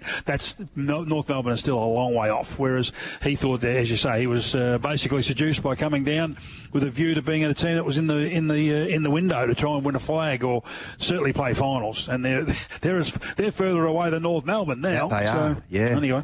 Yeah, it's very, very hard. But they're in a mess. They are a big time. They will get access to elite kids, no doubt about that. But they need to. Now, they say it's a very good draft. As I say, they say it's a very good draft. They reckon the top 2 players are really good, and they said the next 30 or so are really good as well. So when I say really good, obviously the top 2 are standouts, but you're not going to miss out, if you're in the 20s and, even to the early 30s. And we don't often say that, Tim. We often say, it's a shallow draft, But we always unearth one, don't we, Diggers? There's always somebody comes out of the woodwork and, defies the odds. And I dare say, in a shorter to longer term.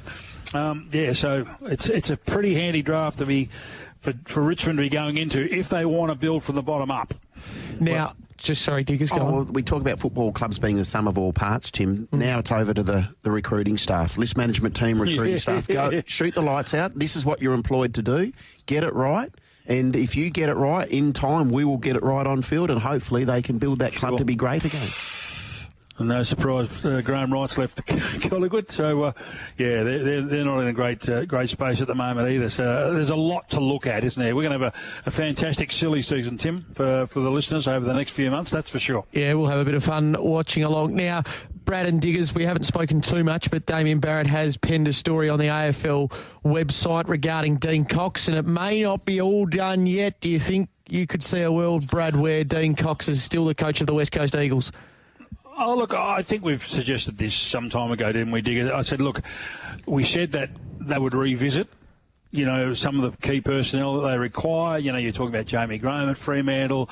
You're talking about Dean Cox at Sydney. You're talking about Ash Hansen at Carlton, because these blokes are still involved and the clubs don't want any distractions. So the genuine possible way that they could do it, if they want Dean Cox to say, here's the contract, we're going to guarantee you 5 years, 5, 6 years, pick who you want to come with you around you to make you better and make us better, etc. That's the only way I can see it enticing him out. That's of this. So, yeah, you wouldn't rule it out, but we always thought that they would go back, because they've gone back. They're sort of trying to put a list together, but it hasn't come up, as we say, like a Melbourne Cup list. It's come up really, really short. So there's no doubt that this should have probably been done some time ago. Dean Cox got in first, didn't want to entertain at the time, and you can understand that. You can understand that. It's easy to deflect because they're in the finals. Family's running the Hungry Jack's business. The wife, kids are happy. Yeah, so needed to talk. But as it gets a little bit closer, there are only 18 jobs, as we say. So, yeah, it's a long shot, but that's the way I think that the only way they can cajole him over the line is to give him the job. Diggers? Oh, look, I'm not. Would West Coast be derelict in their duty if they didn't give Dean Cox another call? Absolutely they would. Yep. Absolutely they would, and I expect they will. Okay. All right. Should we get into the footy? Because there's a lot of games of importance, but there's a couple that are just only games this weekend. And unfortunately, Melbourne and Collingwood, they're going to play in one. How significant was the King's birthday, of course, earlier on in the year? But tomorrow night, they kickstart a round of footy at the MCG, and there's nothing to play for, really, for either of them. No, they put McStay into rehab already. Pendlebury's not 100% sure going around. Look, I'm only going with Melbourne because I don't think Collingwood are taking this anywhere near seriously, to be honest. I think it's, they know now they can't. They'll say, yeah, we're going out and have a go, but they have to win by 100 points, and Carlton or whoever it is needs to lose by 100 points. Well, that's not going to happen. So, yeah, I think it's pie in the sky stuff, but I think Melbourne have a little bit more to play for at the moment, Diggers, with the irreparable damage that they've done to themselves over this last 12 or 18 months. So I think they'll be trying a little bit harder. One thing, if you want to have an interest in the game, probably go overs and unders, Tim, because I think it's just going to be one-day footy. I don't think there's going to be much marking going on.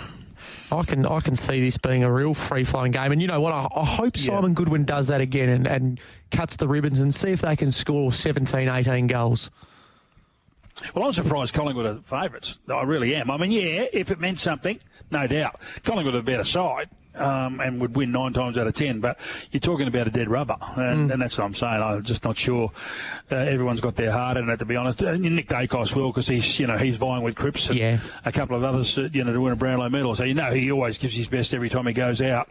But Melbourne were pretty good last week. We're going to give them their dues. Gold Coast were Scheisenhauser, but they might want to try and finish off and at least sell a little bit of hope going into the next pre-season, because quite frankly, Melbourne are a mess at the moment. Okay, I was thinking maybe Collingwood. Brad's got me thinking about that game a little bit now. I'm not sure yet.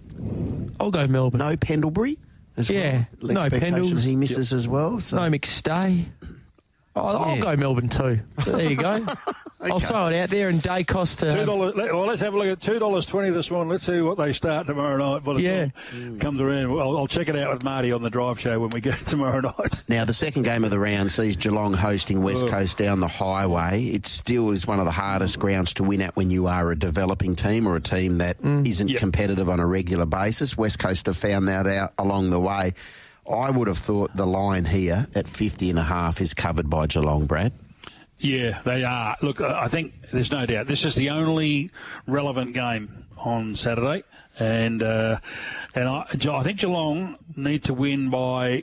Well, not win by, but 85 points. But if they can keep West Coast to next to nothing and score well themselves, that'll help. But yeah, I think roughly all of the mathematicians are out there saying they need to win by 85 points to gather in GWS in regards to percentage, Tim, if they happen to get up on the same points. So I think that's doable. I really do. I think the West Coast, the pants have fallen out, the backside's fallen out of them, and Geelong, will be, and that's one thing they do know. they do now know what they need to do. Whereas other clubs are all day, Sunday afternoon, you're not sure what you need to do. You know what I mean? Just yet.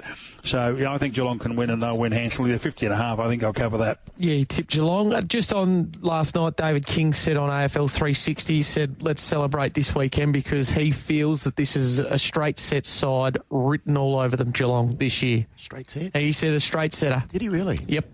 Brad, your take on that? He thinks they'll go out in straight sets? Yep. He thinks given that teams 5, 6 and 7, which Geelong could be coming up against one of them in the second week of the finals, if they drop their first final, he said that they are equally as good as the top 4. He said this is the straight sets team this year, Geelong. Oh. Well, yeah, I'm not sure if I'm sold on that, but I get it. I understand the reasoning, and people are paid to do that sort of thing. But if you have a look at it, I mean, look, the Dogs may not even make it, Tim, and they're probably one of the 3 most viable teams in the 8 right now, you know what I mean?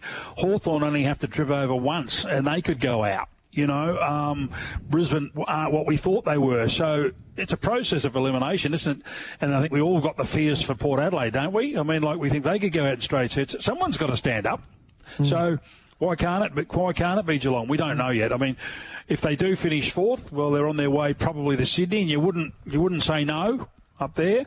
And if they don't happen to win, I don't think they'd want to go to Adelaide. I think Port Adelaide would be too good. And I'm not sure they'd want to be playing the Giants either, but that might be the first of their losses. But, I don't think they'll get straight sets. I think they'll be around for a little longer than that. Now, Tim is tipping Richmond to beat Gold Coast. Is he off his head? No.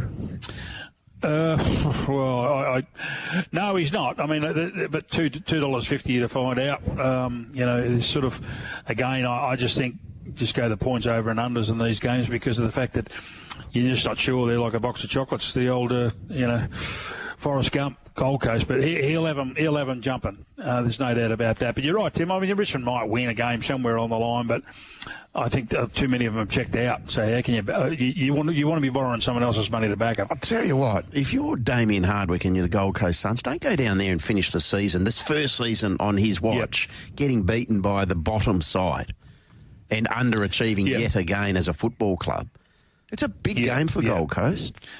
Yeah, it is, and I think there's a few blokes. There's no doubt. I mean, he said at the start of the year, and I think he's probably a little bit over optimistic. He said they had 75 or 80% of their next premiership side in the club. Well, I think he worked out that that's not quite right now, and a few of them are going to go, and a few will be moved on, and a few will be pensioned off, and a few aren't good enough. And you're right, Diggers, he'll have them fired up. If there are horses, they'll be going schooled over the hurdles this week because he won't want to go down to the Tigers, that's for sure. No, I'm with hooks on them, I think. I'm with the Tigers. I think they can get one last win. And you see games like this, the bottom sides often find a way to be really competitive. Hawthorn and North, but this is really just a lay-down misère. Hawthorn should be winning.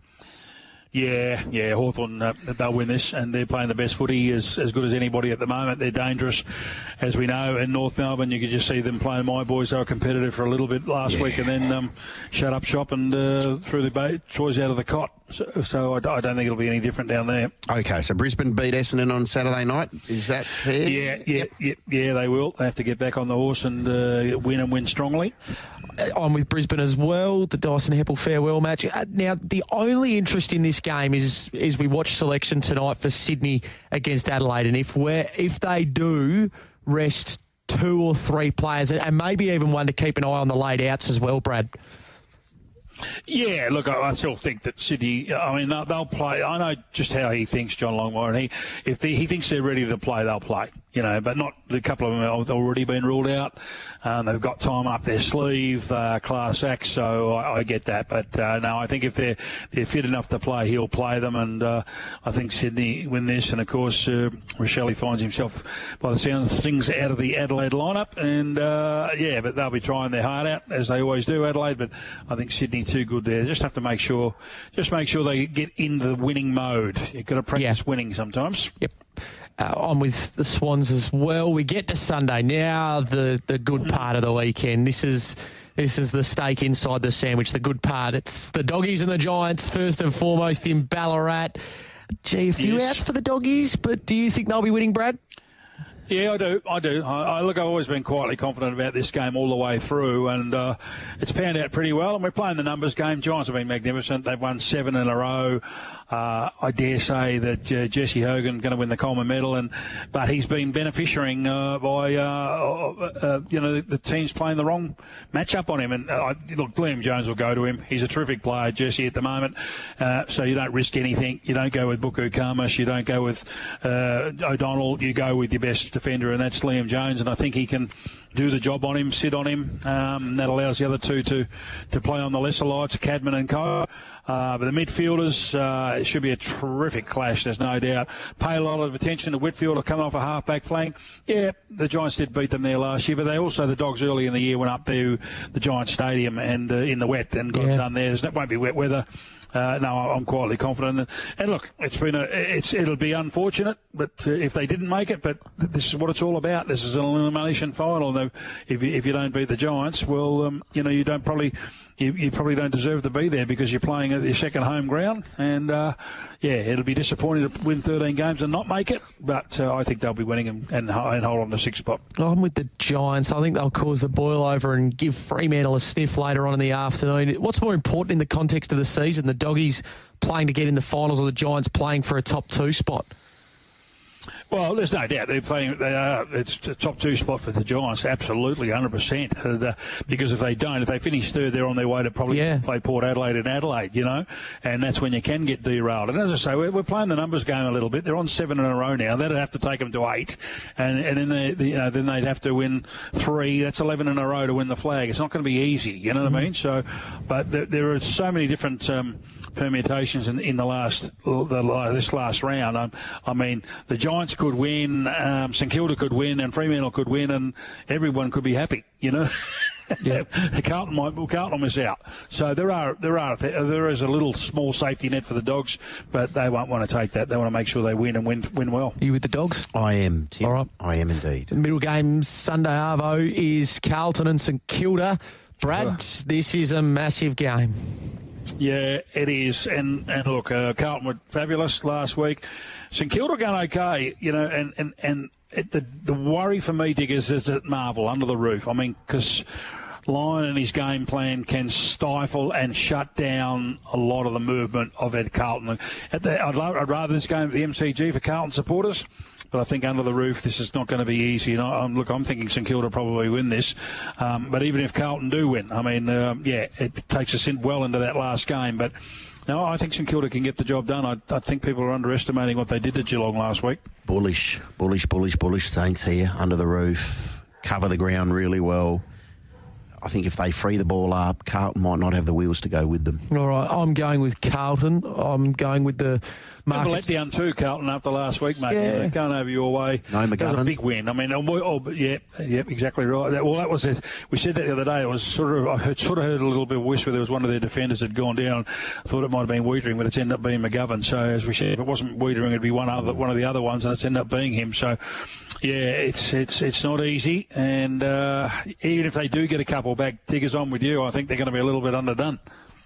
I'm with Carlton. I think that's the type of win that can build the fabric of a footy club, and they'll be getting the job done again this weekend. And then we get to Fremantle and Port Adelaide. So much of this game depends on what happens before it. If Fremantle are no hope of making the 8, then you probably have to tip Port Adelaide, don't you? Well, Port are barracking for the Dogs. Yep. There's no doubt about that. So, as I say, if the Giants do win, and St Kilda win, well, there's no doubt I would think that Port Adelaide will be trying their backside off. But if they don't have to, they won't. And it's hard to tip. You won't know. I mean, it's fruitless even tipping. Fremantle would like to finish off. And who knows? We talk about the draws all the time, Diggers, didn't we? We said it could come in handy at some point. Well, it may come in handy for Fremantle if the cards fall their way, because if they do end up winning and a couple of the other results go the way they need to, they could finish 7th on 54 points, which is half a game ahead of Western Bulldogs or whoever it may be. So those who want to get rid of the draw... Yeah, maybe changing their tune come Monday if you're voting for your Fremantle supporter. As I say, Tim, it's fruitless giving a tip on this game because we just don't know. But it's the only game pretty much across the weekend where you know what needs to happen, and that's got a huge bearing. I mean, if you're Port Adelaide and you know you can't fall out a second spot, mate, how far Fremantle, really? Yep. I'm with Port Adelaide. Regardless, I think they'll be beating Fremantle this week. I'll sit on the fence here. I have a leaning towards Port, only because, but I need to see what the ramifications are and the implications are as the other 8 games are played prior. It's going to be the one unbelievable afternoon, because if you're a Fremantle player or a Port player, you sort of want to know, but you don't want to know. You know, you're trying to keep an eye on your performance. You've got to, you're trying to keep in the right headspace, Tim. But somebody's going to know, and word will get around. Word will get around. Oh, Carlton have been beaten, or the Giants have been beaten, or the Doggies have won, or whatever it may be.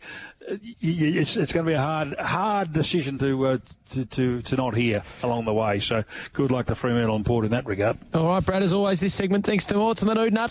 Yeah, Mort's going extremely well. Fantastic. Good luck to him at Menangle tomorrow. Saturday, isn't it? Yep. I think he's got Never Ending going around there. The Nude Nut, 1-800-100-100. He can do things the banks can't. Don't forget Frankie Lee. Maybe get 2 bottles of wine online tomorrow there, Tim, because you might need it Sunday afternoon. One to calm the nerves and one to celebrate or commiserate after the siren sounds. Beautifully done. There is Brad Hardie, the 1985 Brownlow medalist. We thank you for choosing the Sports Daily with your hosts, Tim Walker and Digby Beecham. Welcome back to the Sports Daily. Great to have your company. Good to be back with you, Tim. You shaped up like you said you had something important to say. You were really on the edge of your seat there as I came back from a break, but you obviously don't. No, I don't. Okay, so I'll get to Peter Howe then, shall I? Let's. All right. I thought you had something important to say. Never have. Peter Howe's got something important to talk about, and that, of course, is the Nationals this weekend. The Greyhound Racing Manager at Racing WA. Hello to you, Pete. Yeah, good morning, lads. Great to be here again. And yes, it is a very exciting Saturday for everyone involved in greyhound racing. Yeah, very much so. Looking forward to Saturday night. What about Miss Envy? How are we assessing the prospects of Miss Envy? I think they're very good. It's we see what she can do at Northern. She's been running super slick times, and she's come over here. She's trialled well. I think she went around 30 and 24, which is a very quick time at Angle Park, and she's come up $3 favourite for the Group 1 Nationals out there on Saturday. That's very exciting. Certainly is, and it's not just her, Uncle Tommy, so we're going to have a good chat to Steve in a couple of moments' time. He got the invitation as well, so that's all important. If he was able to win on Saturday night, Uncle Tommy, would it just about crown his career, do you think? Well, he's already Group 1 Uncle Tommy with the Perth Cup and the Brisbane features, and this is just another one potentially to his bow, and he's in with a real great chance. Drawn box 5, $4.50 chance, and Steve can let us know how he's travelled and how he's handled the trial over there at Angle Park as well. But I think he's got more to go, even if he was to nail this one. I think there's more for Uncle Tommy into the future as well. Pete, can I just ask you, do you think the 2 WA dogs are the starting point here in Miss Envy and Uncle Tommy? Well, the market suggests so you've got to pay respect. They've drawn well, and box 3 for Miss Envy. Box 5 might be a bit awkward for Uncle Tommy, but we know he has race sense. It doesn't really matter where he draws. Hence, he won the Perth Cup from box 8. So, no, I think it's pretty. Could be a WA night there on Saturday. That's for sure. I'm excited for it. Okay, can we go to earlier in the evening in the distance final, West on Booney box 2? What are you thinking here?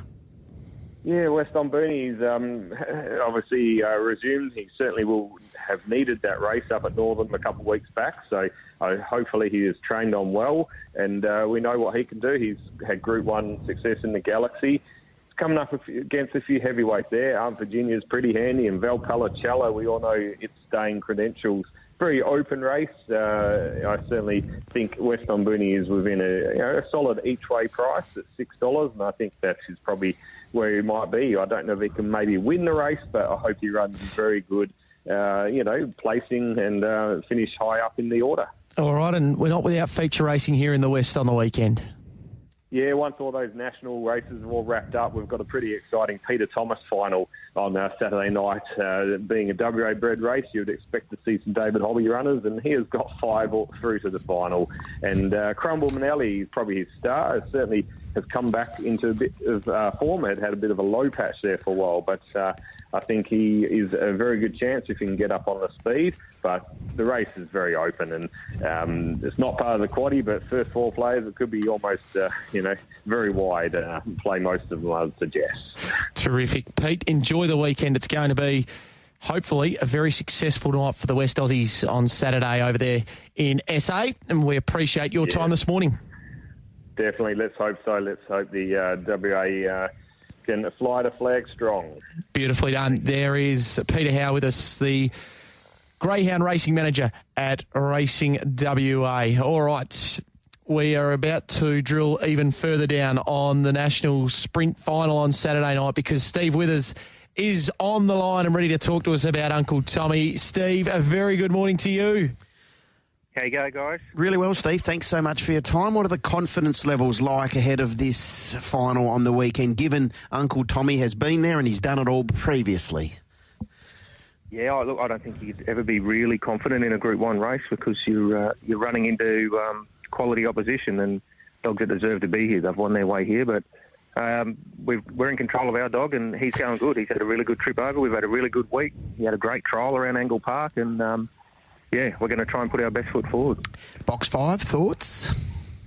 Probably not the greatest number that you want to see, but more importantly, I guess we look at the dogs just either side of us and all we want to do is get opportunity early. We're a speed dog. We're not going to be coming from behind, so it looks like we're going to get a little bit of room the first 2 or 3 steps. So if we can actually get our first step right out the boxes, there's going to be opportunity there for him to show a bit of speed. And if that's the case, you're able to show that speed, do you then think you have the dog to beat? We're always going to be vulnerable at the back end of 500 metres.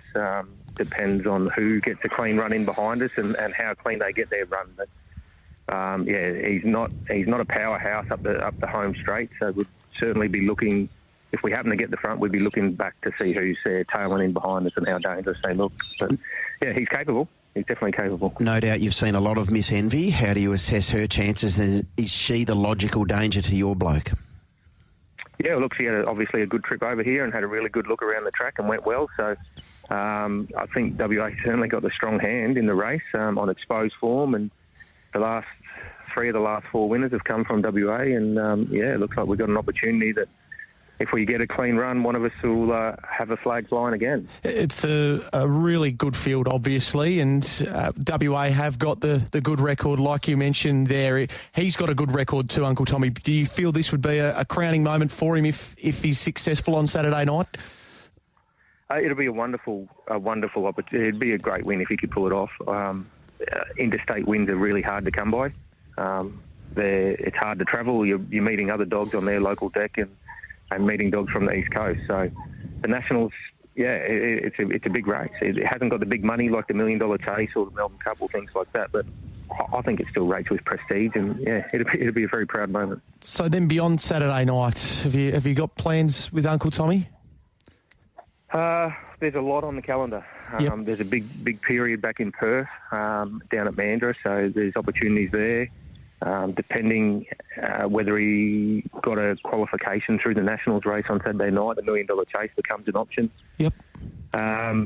Melbourne's a really tough jurisdiction, so I don't know whether he's quite up to that, but it's always there on the calendar, and it's a very exciting period of time around Melbourne Cup over there in Victoria, so debate the enticement's there.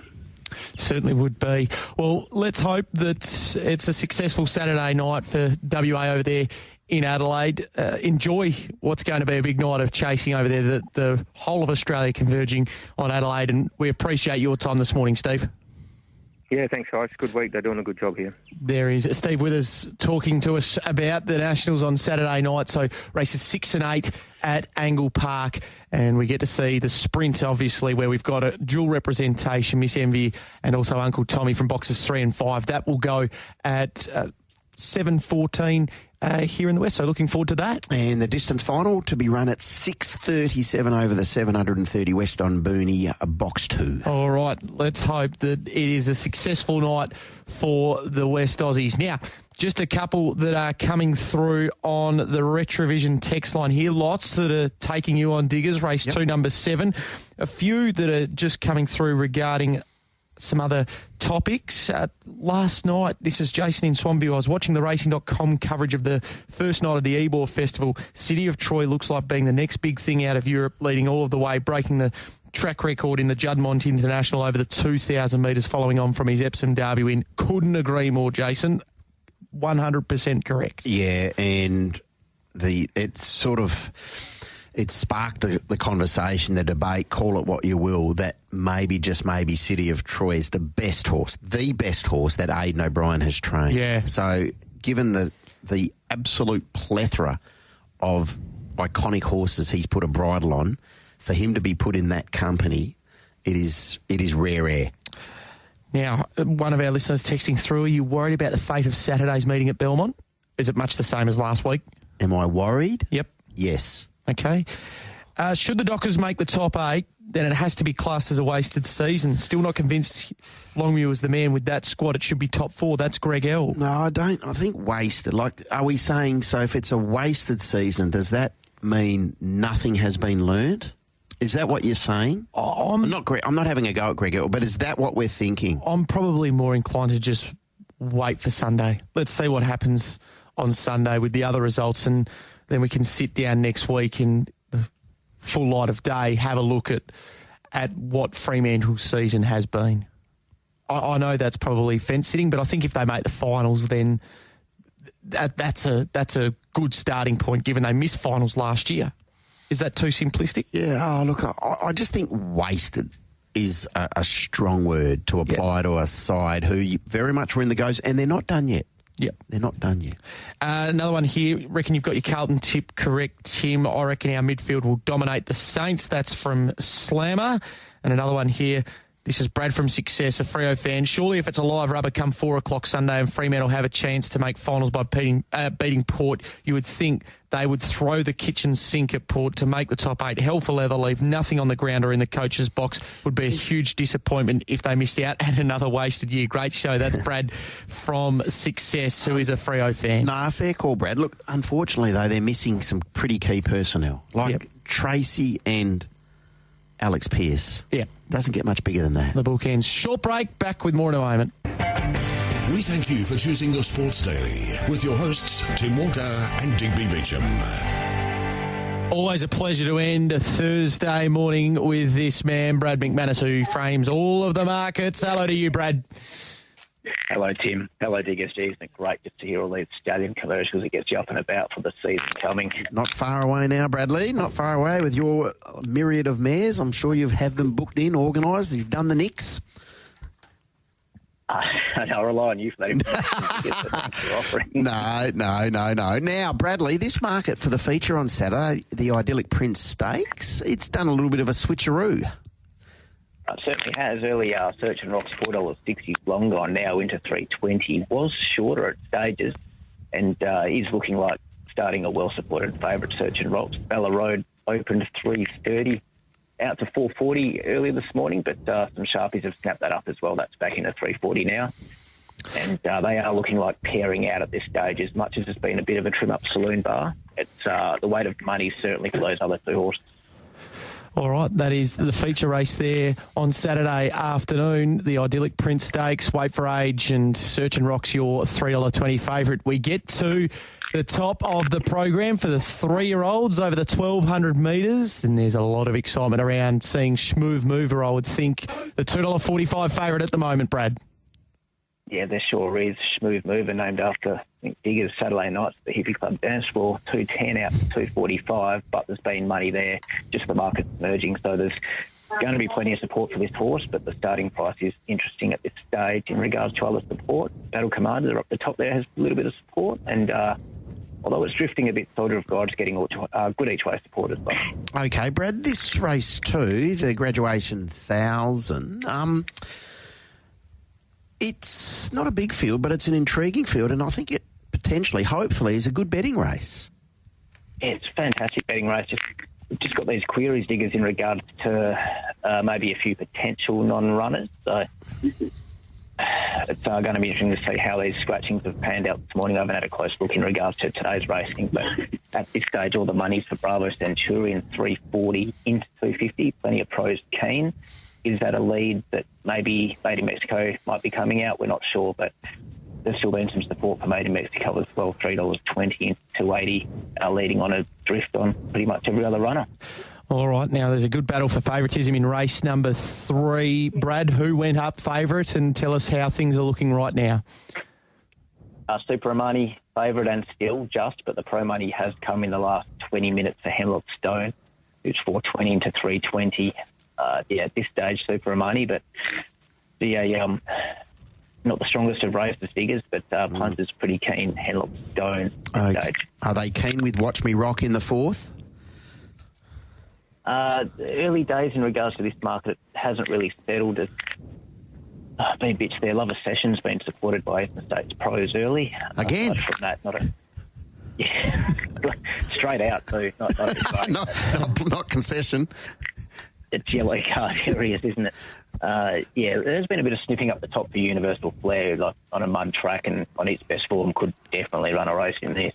The punters thinking Deferred will keep winning? They probably are, but they haven't stepped in yet in regards to financial support in this race. This is pretty steady, gents. Hasn't been a lot of movement whatsoever. Okay, race 6, a 68 plus 1,200 metre event. Son of the Boss with Braden Garth back in the saddle. Great to see Braden back on Saturday as the $3 favourite. Has there been any action here, Brad? Yeah, nice little trim up early there, $3.50 into $3, Son of the Boss. And Under Influence has got some local Pro Money as well.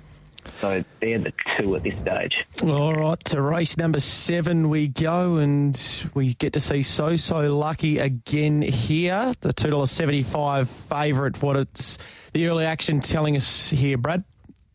Yeah, there has been some support down the bottom there.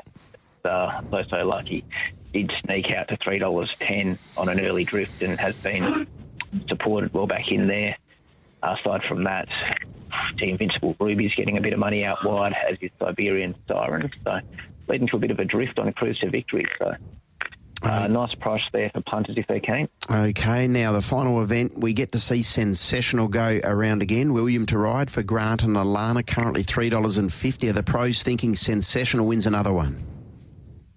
Haven't really stepped in yet. This is another really good even lineup, and Sensational hasn't got the weight of support that it sort of might have in recent start. So pretty steady market at this stage.